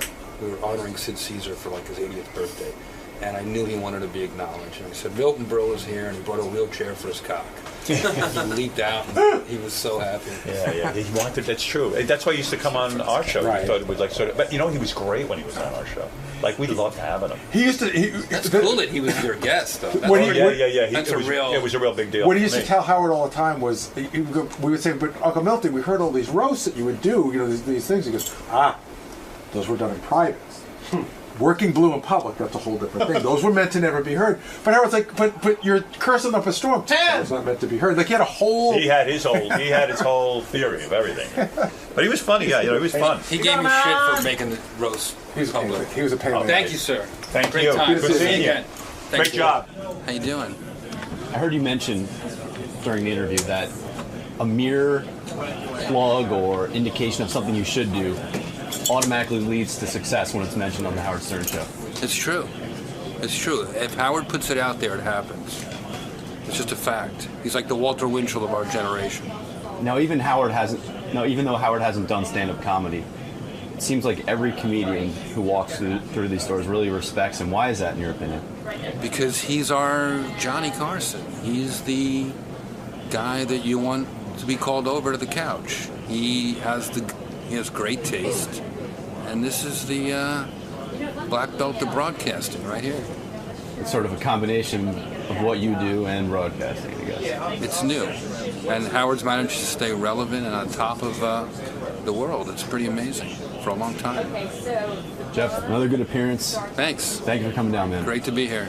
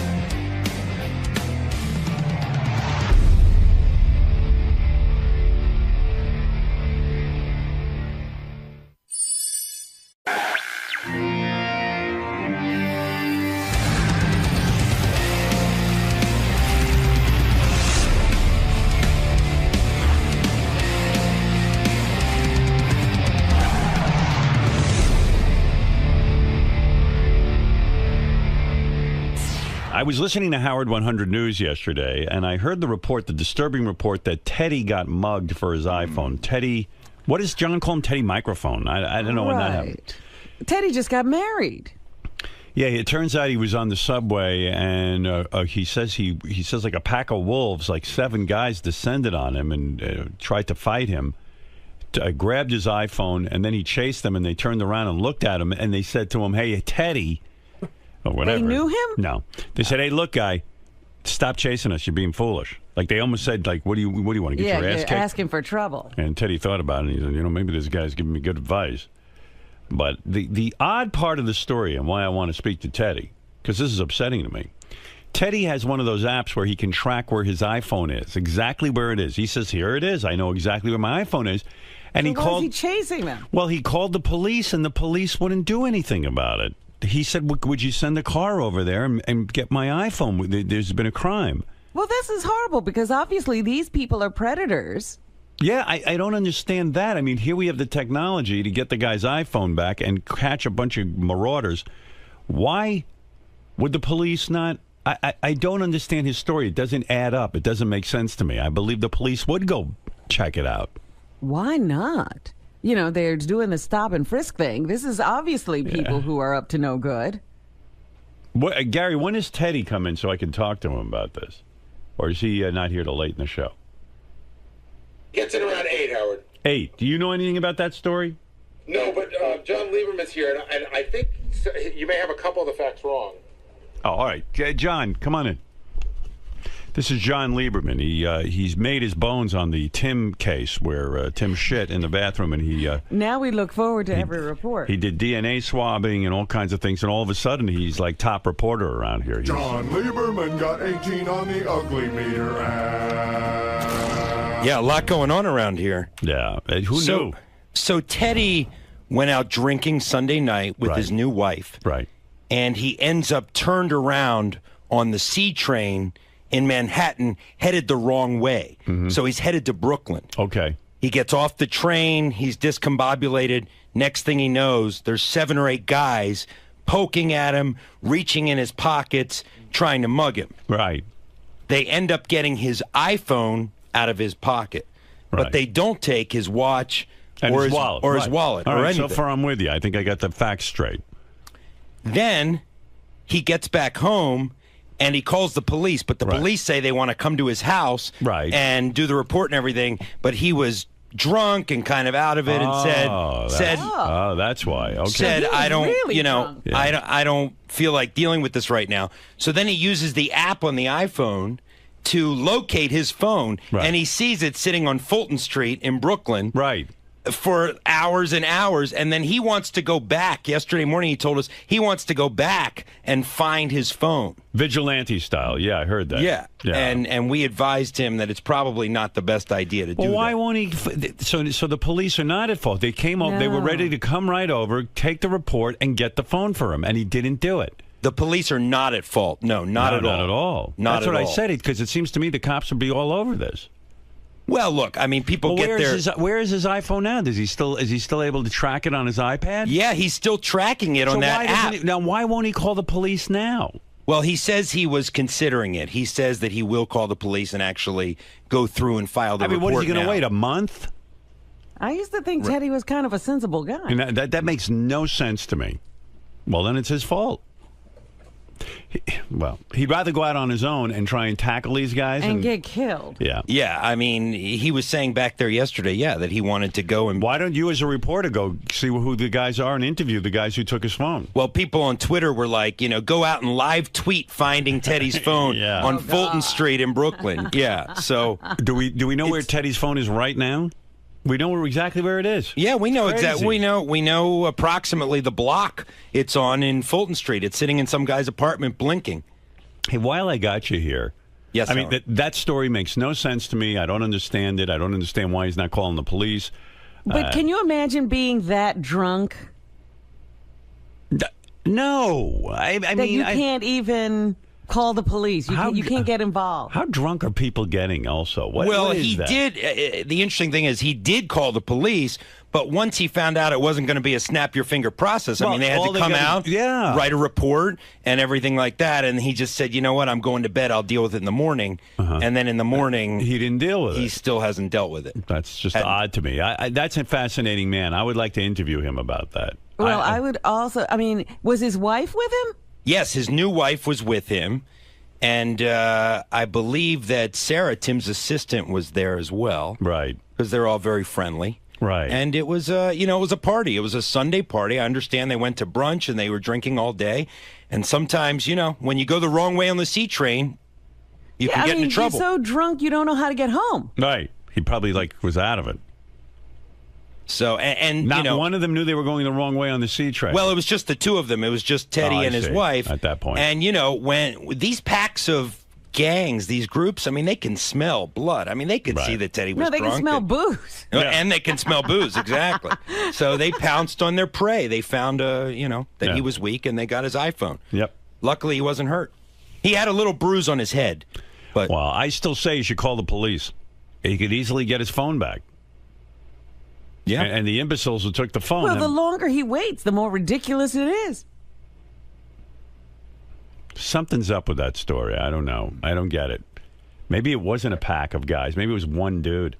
And one little dude, and Teddy's afraid to say that he couldn't defend himself. Why wouldn't you call the police for your phone? It's a $700 phone. Teddy says he actually ran after the guys after they took his phone. Yeah. He ran after them, and one of the guys said, dude, just go home.